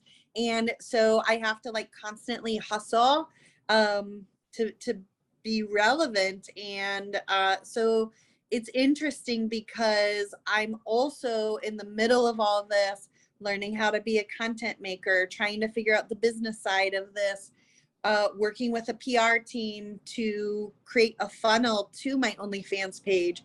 So I don't know. One guy I talked to was like, listen, you got a good 10 years. Cause he's like, you're at the one of the perfect ages for being on OnlyFans. It's like the really young girls make a lot of money, and the women that are like 40 years old, because the MILF thing is very real. There's like a lot of really young men that want an older woman. And I'm in that age of like, 50-year-olds, 60-year-olds. He's really lucky his wife doesn't watch this stuff. I was very honest with her. I was very honest with her. I said, this is what we're doing tonight. This is what we have. And she said, thanks for telling me. And I didn't know age, right? And my wife, yeah, but you're not fact. Like, my wife knows for a fact. Be like, hey, we're interviewing this woman to get her idea, how I had no idea. Make money out of it. Not like, hey, if I were single, I'd be, dumping on your OnlyFans page. Or you had jump no on your idea. OnlyFans page, even because you don't read anything I sent. That's exactly it. Like, we're doing an OnlyFans version. My cat. There's married couples on OnlyFans. Like, that's a way for married couples. There you go. God, you can spice your life up. I have this woman on my Instagram live, and she is like begging me. She's like, listen, my husband and I are like super attracted to you. Will you please do a video call with us? Listen, people are into lots of stuff. Yeah. Don't cut it out. It could spice your your marriage up. No, I'm a very jealous person. I'm the first very jealous. But like also I'm willing to just like whip my stuff out at any time, because whatever. I have heard that from my wife. But the other thing is right, like, I mean, when it comes to it, I don't know, like I hold myself to, or I hold my wife to a different accountability aspect. Like, What, than you? oh yeah, God, yes. Your poor wife. Let's say, now You notice that it's a double standard. He can do whatever he Absolutely. wants. Everyone's got. He's got to standards, be barefoot and okay? pregnant. very much, but the problem is like, so we're talking about it, like, hey, Nick, you're pointing to yourself, well, what? And my wife, right? We talk about it, we joke about it on a constant basis. I've had an 18-year-old girl broke the crap out of me, right? And my wife's just like, haha, what? Like, and For me, it's older women. I've had a 50-year-old woman stop me and just go, hey, you have nice eyes, and then go, ah, and then my wife is like pissed at me because like I didn't tell her I was married, and like because she knows I'm into older women. She said you have nice eyes. It's not like she Yeah, said. no, like to my have wife, nice this just came over eyes. like that because she knows I would give that woman more time than I would give the 18-year-old who literally just molested me, right? Like, and I'm just like, all right, whatever. But say the older woman, oh god, it'd just be game over for my wife. She'd lose it, and that's how women get just beat up. So Well, I mean, I know when I was like 18, 25 was the best age. And then I was 30 and No. 25 was the best age. And no, God, then my daughter gotta- got older and that's I'm gotta like, yeah, that age Daughter has was number 25. see, it's weird Better because changed it. 30, I mean, gosh, 18, right? Like anything above 40s to what? There's no end because Timor's what 70 now, and I still think she's a dime piece, She's attractive. right? Like Jennifer Aniston's in her 50s. 50s, right? Still a dime. Yeah. Like all I I'm know. saying is I mean, that's one my- of this. my guy age range on- hasn't changed. This We guy want to on hear the- Sarah. Shut up. Oh, we were chatting and he was like, listen, he's like, if you want to do this, you have some longevity here. Cause he's like, you're right at that perfect age of 40. He's like, that's the like prime. Well, and as financial guys, I think Nick's going to say the same thing I am. Make as much as you can for as long as you can. That's my hope is to kind of, I want to run up OnlyFans. And truthfully, it's like some people on OnlyFans, like they're like, I want a Lambo. I want investments for my kids. I want to pay my debts off, and I want my kids. So it's kind of like my financial goals are very different because I've been in this poverty cycle. It's like this real opportunity that I have to change my life for the better, in an opportunity I never would have had with teaching. I never would have had it. So for me, it's kind of like pursuing what this opportunity, you know, where it's going to take me. And if I get to the end of the road and it's like, okay, I've done everything I can do, but I feel like in July when I made 20 grand, it's showing me that the potential is there to make some real money. And I'm here for this. What did you do in August, if we can ask? I guess? So after that media cycle went down, my income just started dropping. I'm making about maybe a little more than what I was making teaching. Okay, so you're still comfortable enough to start grinding, and you don't have to go get another job, I guess. Correct. I'm at okay. the point like I'm hanging out at home. I'm dropping my kids off at school. Sure. I'm at least making what I was making. Do I feel good about that? No. Sure. Because Well, it's like the whole point of starting OnlyFans was, but I could see like, the more I'm in the media, the more I'm doing podcasts, it's inching back up. But it's a volatile, in a very cutthroat industry, because you got to imagine all the content makers I'm competing with every day. Well, So I'm going to say, because Sarah brought this up a minute ago, the long-term goals are investing and stuff. Yeah. You now know a podcast that talks about that a lot. And anytime you want to talk investing, we're happy to do that. good. I mean, I do. Yeah. Saying we have kids, and to me, it doesn't. It's funny because I'll help a drug dealer out, and I don't care where his money comes from, as long as it doesn't affect negative life. I went from probably being divorced with a credit score of being divorced. Probably a little, maybe over 500. Not anything great or anything. To now I'm, I run 750 on average, and that was only, like I said, 5-6 years now, and a lot of it was just paying off bills. Like I said, it's And a lot was like, and it was before even the podcast, we was just talking to these guys, just being like, do this, do that, invest in Yeah. this, Yeah. get Well, I credit mean, cards that pay you for using them instead of, credit cards that do nothing for you. yeah. And one of the things that I've talked about with my story a lot is like, my dad died when I was in high school, and he was actually homeless, and he lived in a park. And my mom was a single mom in a poverty school. And so here I was, like, first generation college student trying to break this poverty cycle that I grew up in. And, I did for a short while when I was married. But then when I became a single mom on a teacher salary, here I am right back in this poverty cycle that I grew up in as a child. So for me, this is like a very deeply personal opportunity to change the life for my children, because the college degree did not do it for me. And, people, so unfortunately, people's lives don't always turn out the way they hoped. Your dreams don't always manifest the way that you wished they would. So it's like, well, maybe this is the opportunity that's gonna show up for me where I'm gonna be able to do this for myself.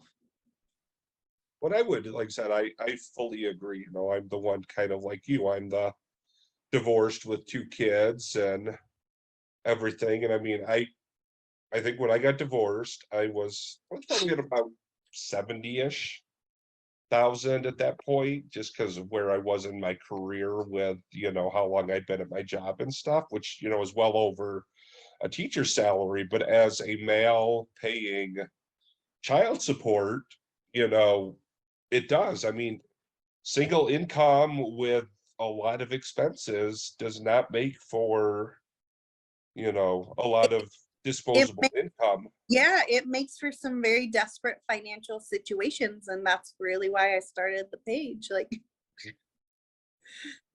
Well, at the end of the day, bears that'll pay for me to have a page. I'll just keep it. I'll use it under my other emails that I use for your catfish. For when we catfish. And I think that's a good point.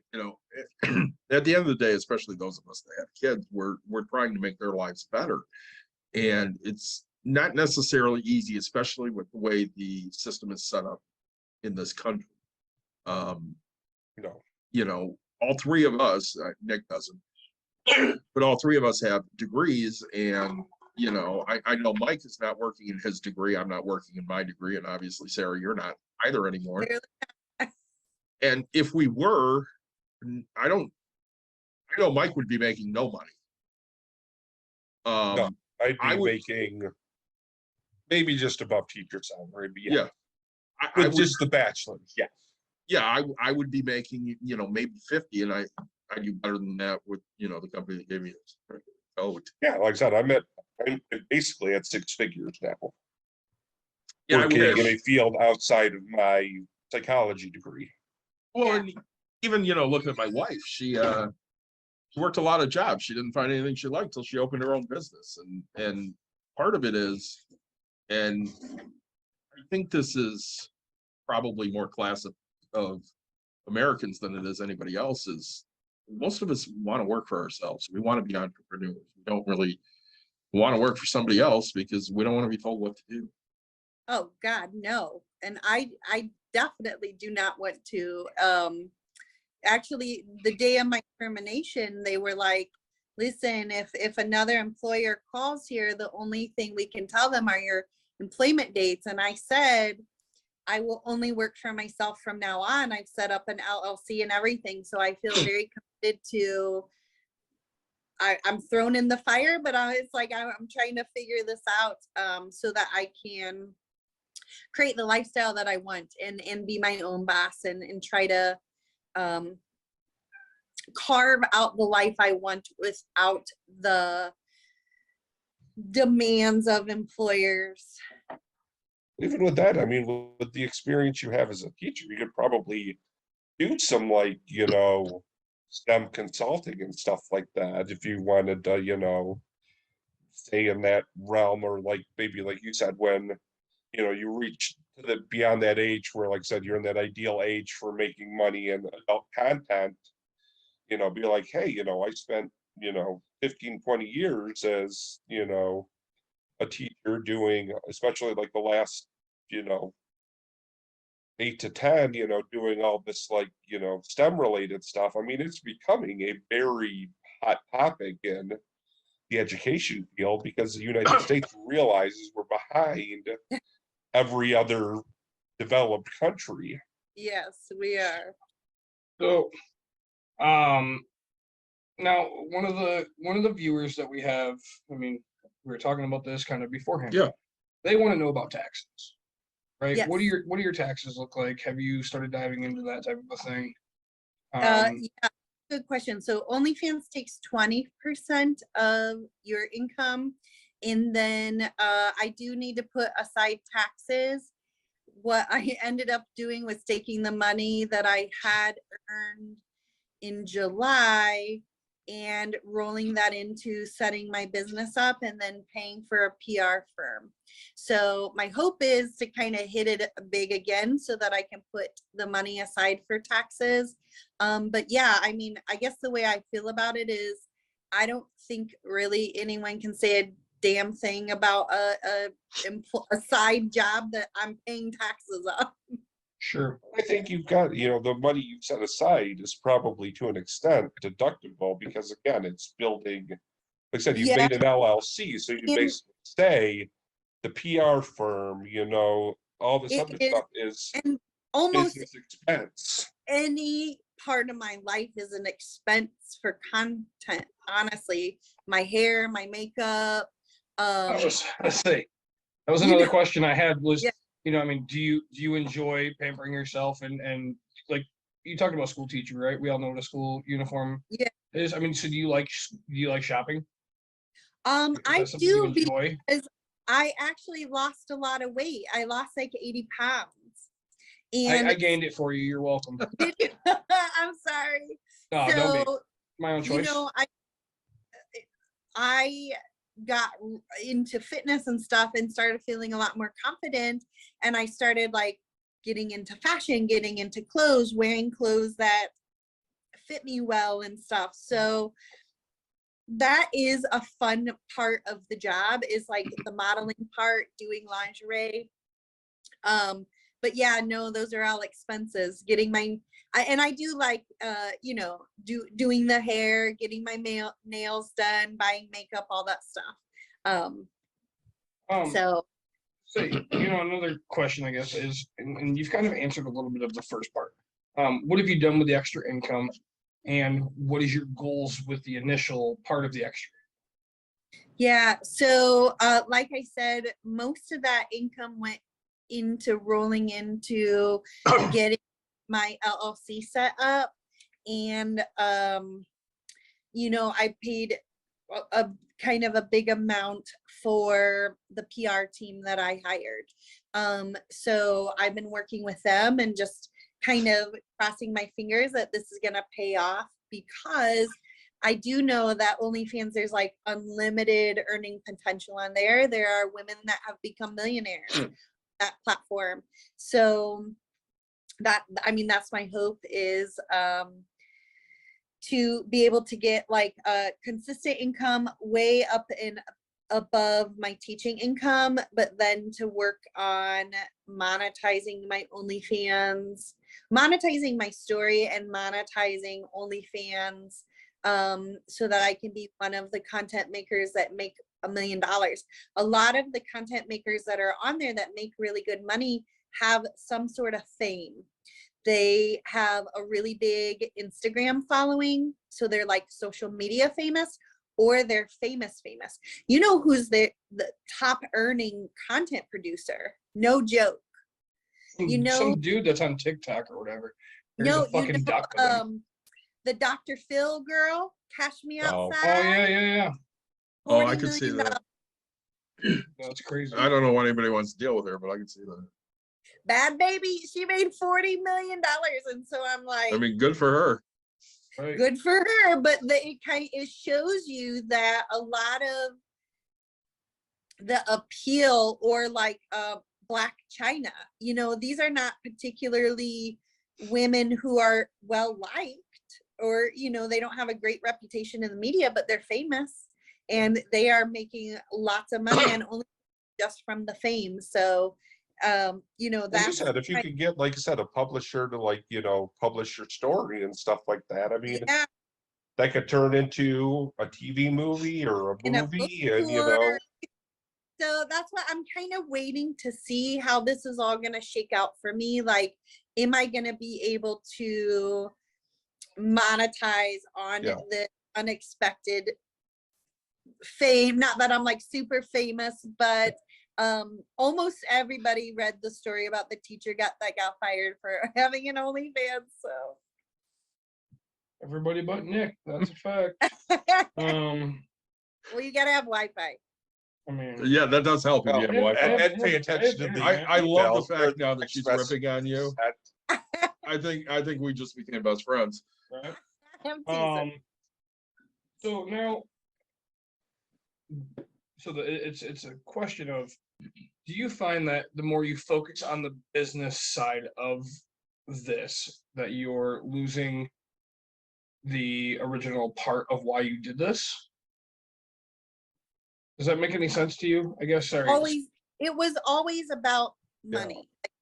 Well, like but in my mind, like when I did this originally, it wasn't like I didn't have grandiose ideas about OnlyFans. And I will say, like, one of the things about starting an OnlyFans, like if you look at the statistics, the average person who starts an OnlyFans account makes like $180 a month. So you got to put that in perspective. So even for what I'm making, like I still, at one point in July, I was in the top 0.067% of all content makers. Now my subscription page today hit 3.5%. So when I first started this, it was like any amount of income I was happy. Like if I had a $50 day for posting some pictures, that was awesome. That's gas money. If I had I don't know, I was probably averaging like 50 or 60 bucks a day when I just started out. So it was just like trying to catch some easy money, easy extra income. Now, since things kind of exploded beyond that and I lost a teaching job, this is much more high stakes for me, and I feel much more drive to capitalize on what happened and see if I can really make something big of it. Yeah, because now you're basically using it to replace what was your primary income, whereas before Yeah. it was replacing the side gigs you were doing. Yes, it was just like this really easy. I didn't have to buy shirts, and I didn't have to buy bleach, and I didn't have to buy sublimation ink out of my pocket. It's a selfie and upload it. You know. Sure. So it didn't have like a big startup cost like my sublimation business did. It's expensive, isn't it? It was. Nick made Yeah. shirts. Yeah, so I still do once in a blue moon. The funny part is when you say sublimation, the first thing I think of is, you know, when dry ice turns immediately to gaseous CO2. Yeah, it is solid to gas, which is the concept of the ink. You know, you heat it up and then Yeah. But so I was like hustling for these shirts and mugs and stuff, but I could only buy shirts in small batches. And when the gas prices got so high, my $3 shirt that I was buying with shipping was like $10 or $12. And nobody wanted to buy a shirt more than $20. So now I have a $10 or $12 shirt that doesn't include my ink, that doesn't include my adhesive spray, that doesn't include my time, that doesn't include the special sublimation paper I had to buy. So it was like, here I was like trying to do the side business, but I was spending more freaking money on making the shirt and then I'd make a couple dollars on the shirt. It didn't make any sense, and I was working so They might need a new run of Bucks and Brews shirts. hard. Well, I actually ended up selling my sublimation equipment. Oh, I got like $500 for it, which was way less than, I put into it. But I would have bought it for 500. yeah, I you would've bought could it have easily for 500. easy. And I sold the mug press. I wanted Oh, it God. out. I think I paid I was 500 like, bucks I'm just never making a shirt again. really. Oh, your kids are in 5th grade. Like, how do you? Oh my gosh, my daughter's in 2nd. I'm over here. She's so excited to have your shirts. Oh my god, I'm over here fucking Yeah, making a shirt. I Like, did. it's I homecoming time. I need glitter. Yeah, Like- I made shirts for my kids. I made this cute Grinch one for my son. It said Yeah. stink, stunk on the side, but it wasn't like I don't that is my have well, no. Actually, my favorite line in the Grinch song is, I wouldn't touch you with a 55 and a half foot pole. Yeah. My daughter didn't.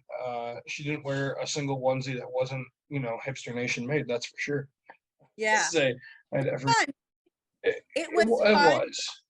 Yeah, it was a nice creative thing for me, but it drove me further into the poverty cycle. I'm not gonna lie. Like, at least with the reading tutoring, it was like $20 a session, but my boss let me print the books off at work. So I wasn't having to like that $20 was $20, but $20 on a yeah, I was making like 2 or 3, and with sublimation, it's like very unforgiving. So if you mess up, you got to throw the shirt away. You got to buy a new shirt. It's like, Yep. it was not profitable. I tried though. I was trying everything I could. Well, and that's half the battle right there. And Nick and I tend to find people that we like to shove free advice to. So don't be surprised if you get a whole bunch of free advice from the 2 of us idiots. Well, good. No, I'm at this point, like, I want to be very coachable because I want to be in a better position in a year. And I want to actually someday send a thank you note to that blogger who thought he was going to ruin my life. Like that's my goal, is to turn this whole situation around and turn it into something very positive. You have I our hope somebody support. sets his ass on fire, honestly. I do too. And if you, It's probably a hairy ass. It'll probably catch fire pretty well. Easily. yeah, if you check his blog out, you will see like Mhm. there's a theme to it. He's very hate filled. He's bad for the community. Yeah. He's bad for the community. And for me, like, I take it personal because it's like, it was hard to go through it, but it's equally hard to watch and see him doing it to new people. Mhm. Even that kid, that high school teacher, the band teacher or whatever, it's like the way he humiliates people and writes these stories about them. It's like, it's just not right.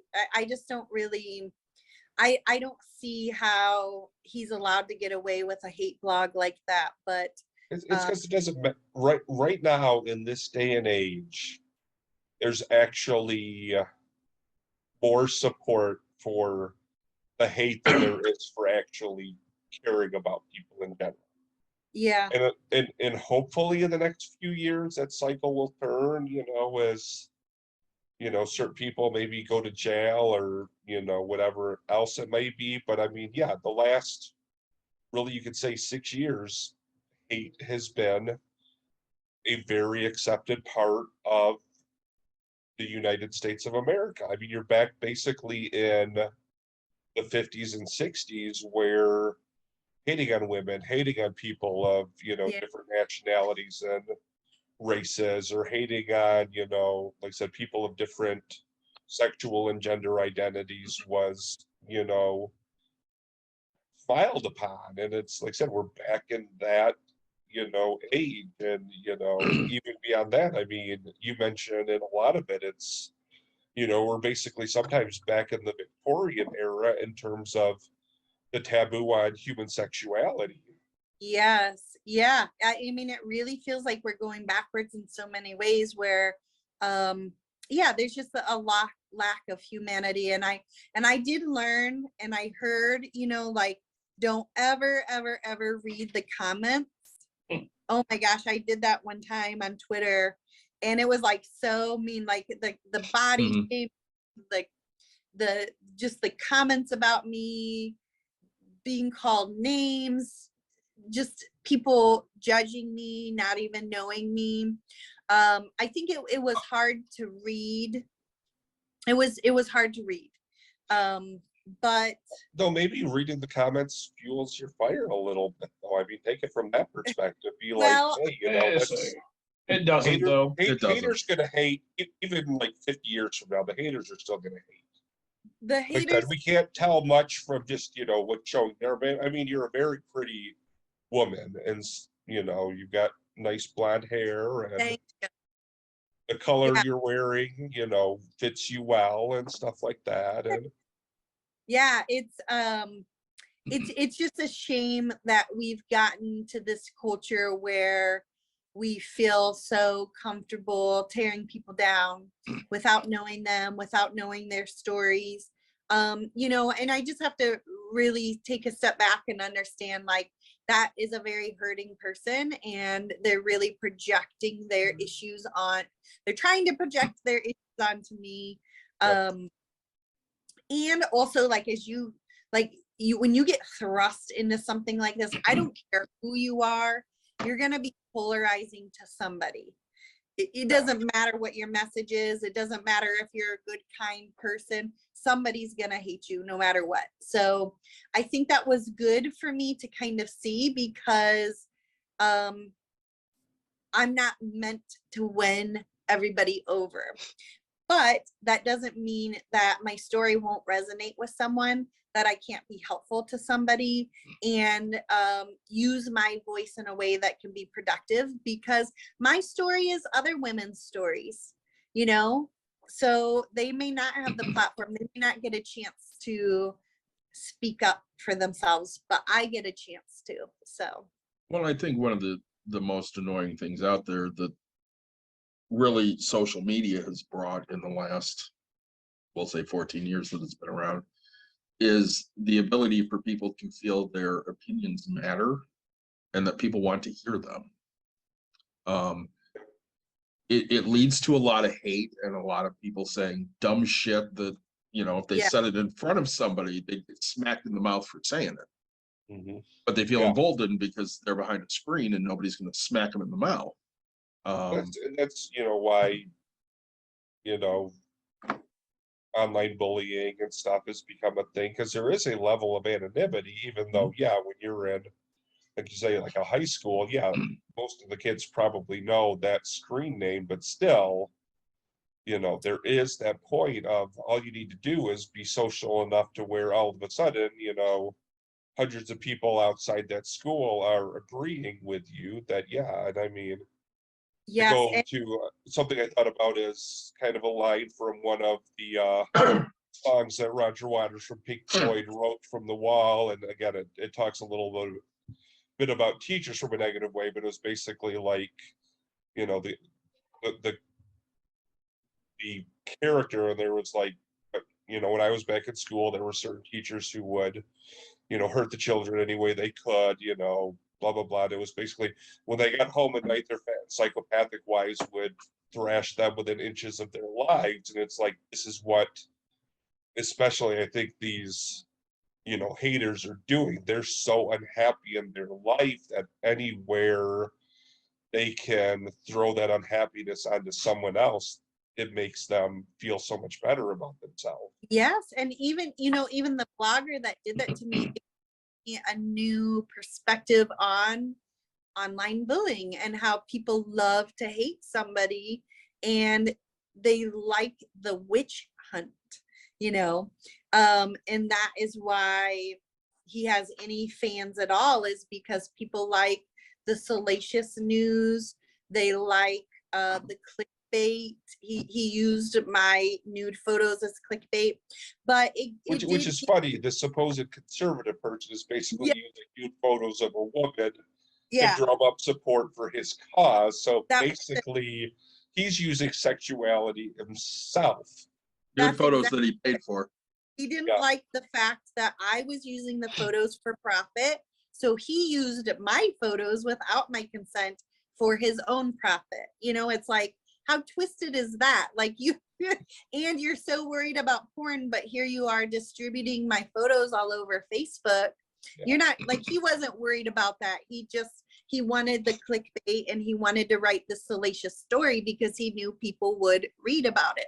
But it gives me a new perspective. Which is there's probably a payment side to some of his blog too. Yeah. So he's making money off of you. So now it's your turn to make some money off of him. That's it. And it gave me a new perspective for the conversations around online bullying, you know, and I was an adult who endured it, you know, and what bullying looks like for kids and kids who commit suicide over bullying or online bullying and stuff. Like, it is a very devastating experience. So, you know, that's another topic that I feel like really needs to be addressed. And it's a shame that Facebook will not just shut his page down for hate speech. I mean, he has a pattern. This is all he does. Everything you look at in Facebook, they're very conservative. Mark Zuckerberg is very conservative. So he's always going to side on the side of conservatives. Like I said, you can abuse, like I said, you could say, you know, fuck this, fuck that person, whatever, as long as you're on the conservative side of things. But, you know, you post something saying, you know, Donald Trump is, you know, a rapist and you're going to get banned for a month. Anything. Yeah, it's weird what they pick and choose to censor, which is why I feel like people actually like the OnlyFans platform, because there isn't the censorship on there like there is on Facebook platform. And did you know President Trump will deliver remarks at a major rally in Michigan on October 1st? I know that I've reserved tickets that I'm not going to use. At least a few hundred tickets that aren't going to be used. I know Mike's reserved some tickets. Jim's reserved some tickets. I bet I know a blogger who's going to be there. Oh, I'm sure he will be there. Maybe we should go and meet him. Yeah, go say hello. You want to come up to Michigan with us? I would love it. And I'm going to wear like a rainbow shirt and I'm going to like. Oh my God. Yeah, 18 people will have a heart attack just seeing a rainbow. Dave and I both have vaccinated dad hugs.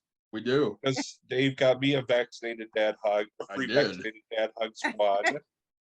You know, did you get Nick one similarly since he's a dad? I think I did. Didn't I get you I didn't get you a vaccinated dad hugs? Yeah, I mean, you know, I don't love you as much. He's got the pride on his Detroit Tigers, you know, thing. I think Mr. Levy in there was doing pride at his Chicago Cubs hat. Actually, I had my new Tuscan hat. Oh, your new Tuscan hat. I've got my Pride Cup cozy. Nice. I love it. Nick, I know you're chomping a bit here for something. No. So I have a million other questions and we're going long already. At almost 2.5 hours. Yeah. So, I guess we'll ask this. Is Sarah, when for the first time ever, we actually quit here? Well, not this first time ever, but we actually have true eye candy on our show. We do actually. Well, I hope I can increase the viewership. I'll always link every podcast that I do on my Instagrams. Awesome. And on my OnlyFans page too. Like lots of my fans go and watch all my maybe she'll be Jack Razor. Maybe she'll plug us to some people that are like, hey, those two ugly guys look kind of nice. Right. So I say before we go into don't another plug thing. them as being kind of nice. Plug me as being looking nice. Will you come back on? What's that? will you come back on? Because we have a million other questions. Oh yeah, of course. Yeah. I say good. I say we'll see where you're sitting in a couple months, how Well, things are going, where the business is headed. I think we're still trying to talk and coming up and breaking some shit here and then getting some dessert beer. Yeah, you are only in Indiana, so it's not like it's very I far. know I'm close. That actually sounds really fun. Like if Yeah. you could like put pictures of the blogger around like the articles and One of the big hits here is, we put a marker in the room and you get to write down everything you're pissed off about.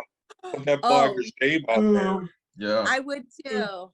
They've got a board you can write your feelings before and after your session. I know. But don't write too many. I get all angry about that. You just can write come dumb in shit. on a weekend that I'm You actually did. available to come up and say hi to. So quickly, I guess. So where can people find you? Right. I mean, we're here to make you some money. So Yeah, plug yourself as much as you possibly can. Yeah. So all of my handles are love_Miss Sarah with an H. Okay. So if you can find me, love Miss Sarah on Instagram, and then on my OnlyFans page.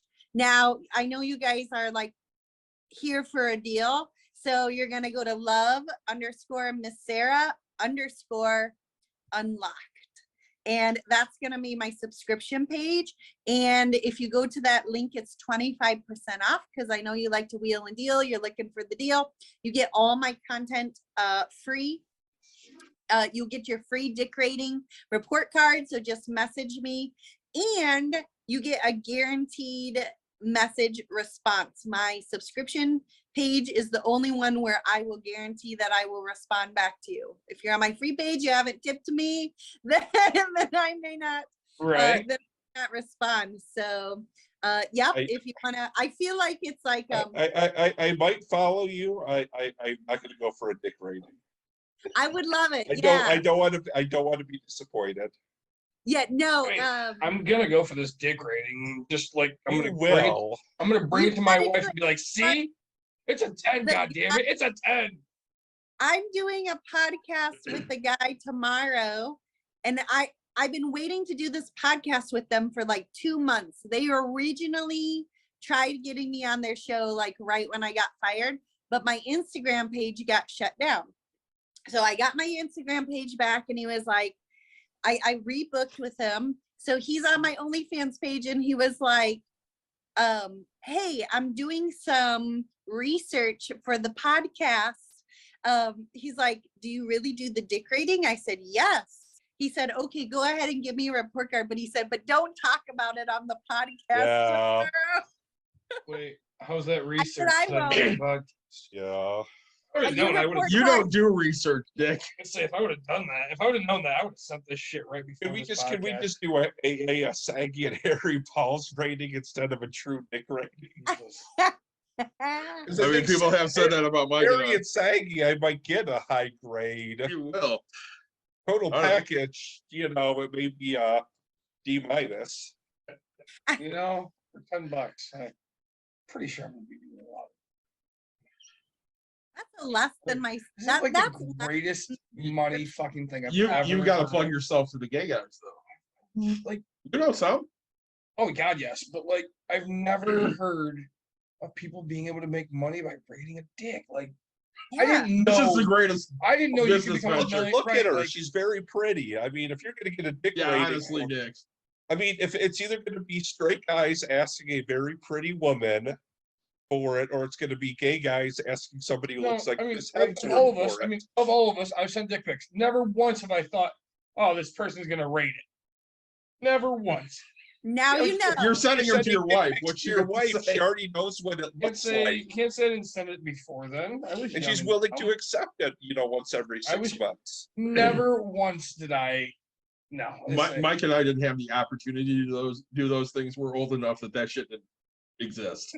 Is that when you guys like took a photo, had to like crank the thing A around? dick get it- pic when we were growing up literally would have been sending the picture, getting it developed, and then sending it to A somebody. Polaroid. Yes. Could you, Yes. could you I actually imagine have. writing a new resume for myself, like special skills and talents, Yep. rating dicks. Dick rater. Yep. Dick Depends rating. on Oh my what it God. is.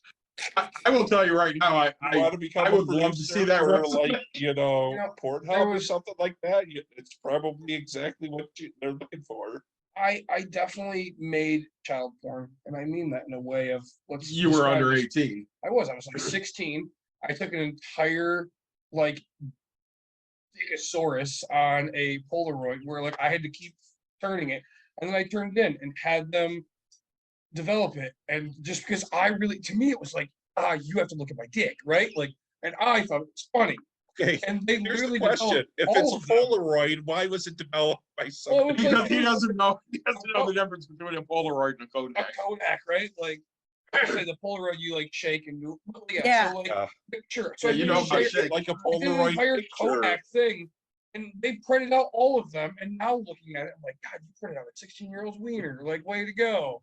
And just there was, and I had so many different stances of things, and to me, it was hilarious as hell because I knew the person behind there had to develop it, right? That's, was that's the probably like stupid shit we get grandma. excited about. Like, It was some old grandma. I'm Ethel. hoping, and she probably took my seconds. I'm okay. Like, I'm hoping that someday I buy that house and I look at that and go, man, I know that dick. Like, wait, time out. That's mine. Say, so, it's been a very Though fun you may be episode. dumb by then, it might be your wife who's like, "Why does that dick look familiar?" Yeah, exactly. I mean, You'll be decrepit and not know where the forget what fuck it you looked are. like. Yeah. You kill a whole lot more brain cells every like day or so than your wife does. That's very true. You guys have researched way too much. Let's say I enjoyed this episode. I appreciate you coming on. You know, it's brought me into a world I never knew existed, which is awesome. You never knew you needed, right? I didn't like When now. when we I'm do now the end of your, do you know how end like of your weird this summary, conversation is for me? Like I now have to go home to my wife and say I know what the fuck I'm doing in life. I'm gonna rate people's dicks. I'm gonna be a dick raider, right? Like my friend I- Sarah and I, Keep on a new career path. like my friend I'm Sarah gonna and tell I you right now. are gonna get dicks sent if to us. we And get the bear sites, she's for gonna give her OnlyFans, dick rating, and then I'm we gonna give actually my send dick you, like, rating. let's say I and we'll do $10 compare- per dick grade. If I'm like said, hey, if I give you 5, will you grade the stick for me? I will all day. Like, And you I give mean, the actual thing, so I don't actually have to look at it. oh, dude, I got you. Like Nick wants to see it. I'm not talking to you. I'm talking to Sarah. I'm I'm not so going to share my excited for this. profits with you. I'm going to share them with a pretty girl. I'm gonna say this because I'm opposite of you. So I remember being with some friends, and one of them has a celebrity that's in love with him. Hmm. And he has a picture of the guy's dick. Oh yeah. Yeah. Oh, And yes. he's like, That'd hey, be- who wants to see so and so's dick? And everybody had to look except for me. Yeah. Because I don't want to see his dick. Oh. I'm happy to not see it. So my question is it a scale of 1 to 10? Oh no, it's like a report card, so you get letter grades. And then He's I a have, teacher. I asked that A- earlier. I'm like, A is it through letter F. grades or is it numeric? I have it's letter grades, and I have a little comment section. You know how your teacher would tell you like what My you're teacher doing never well. rated my what- dick. Yeah. Yeah, Never what do you need? once. It's funny. I have like a little cartoon penis on it, and Yeah. I like mocked it up. This is great. Sags too much instead of talks too much. Just a narrow urethra. Yeah. I'm So I excited made for this. so I made this little template up.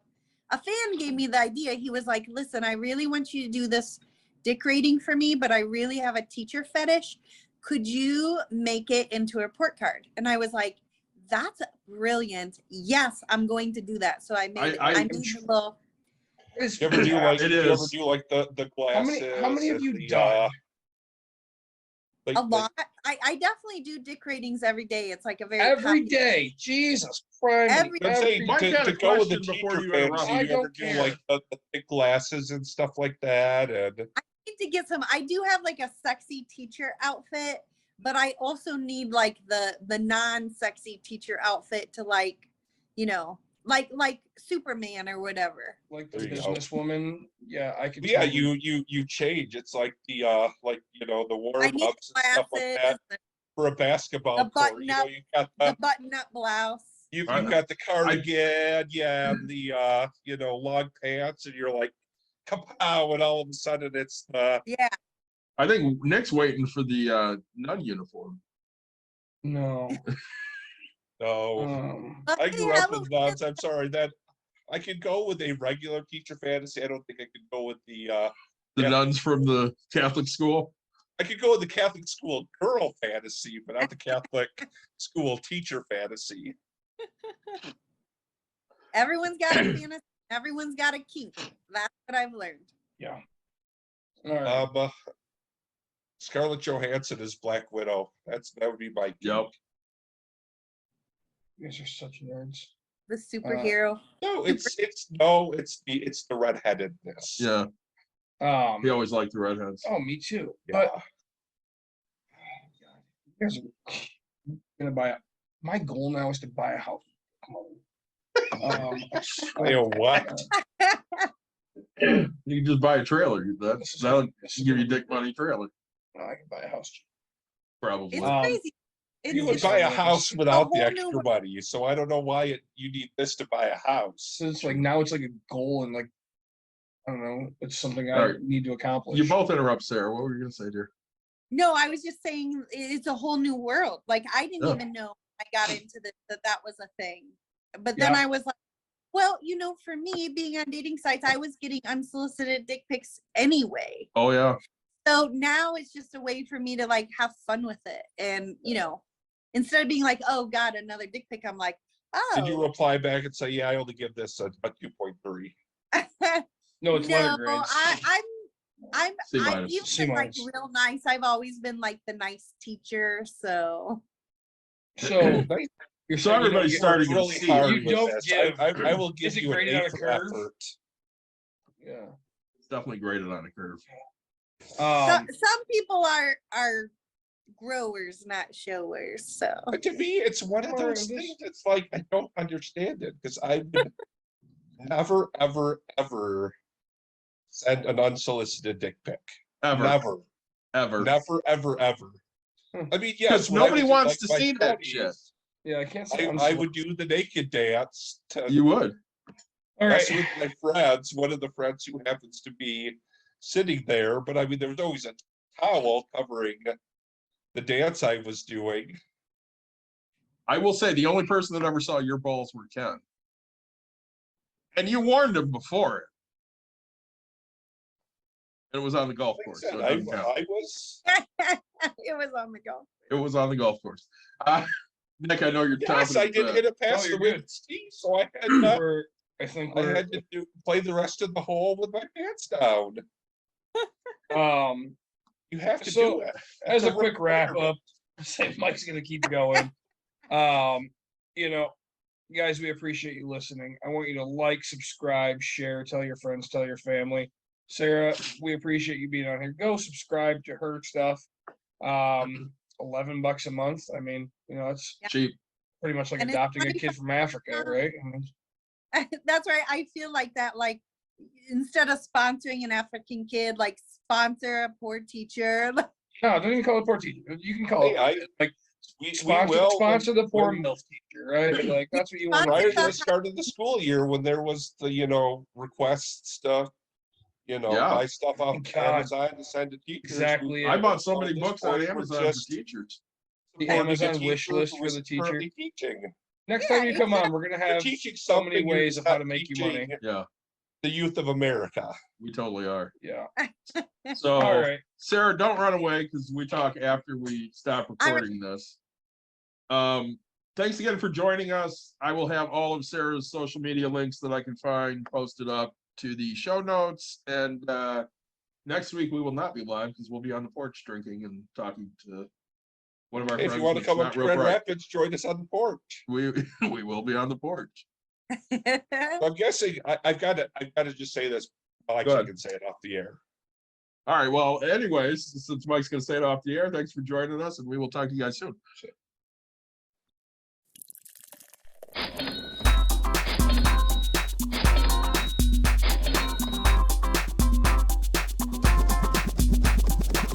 dialed in to Box and Brews, you might hear something you can use. Like tips under cash or tips on the suds. You're gonna want to use the smarts of these stuff. Cause they know the brews, and they know the box, and they know they can't help the stubborn fucks. So listen up, cause shit's not funny. And save yourself some beer money. Box and Brews.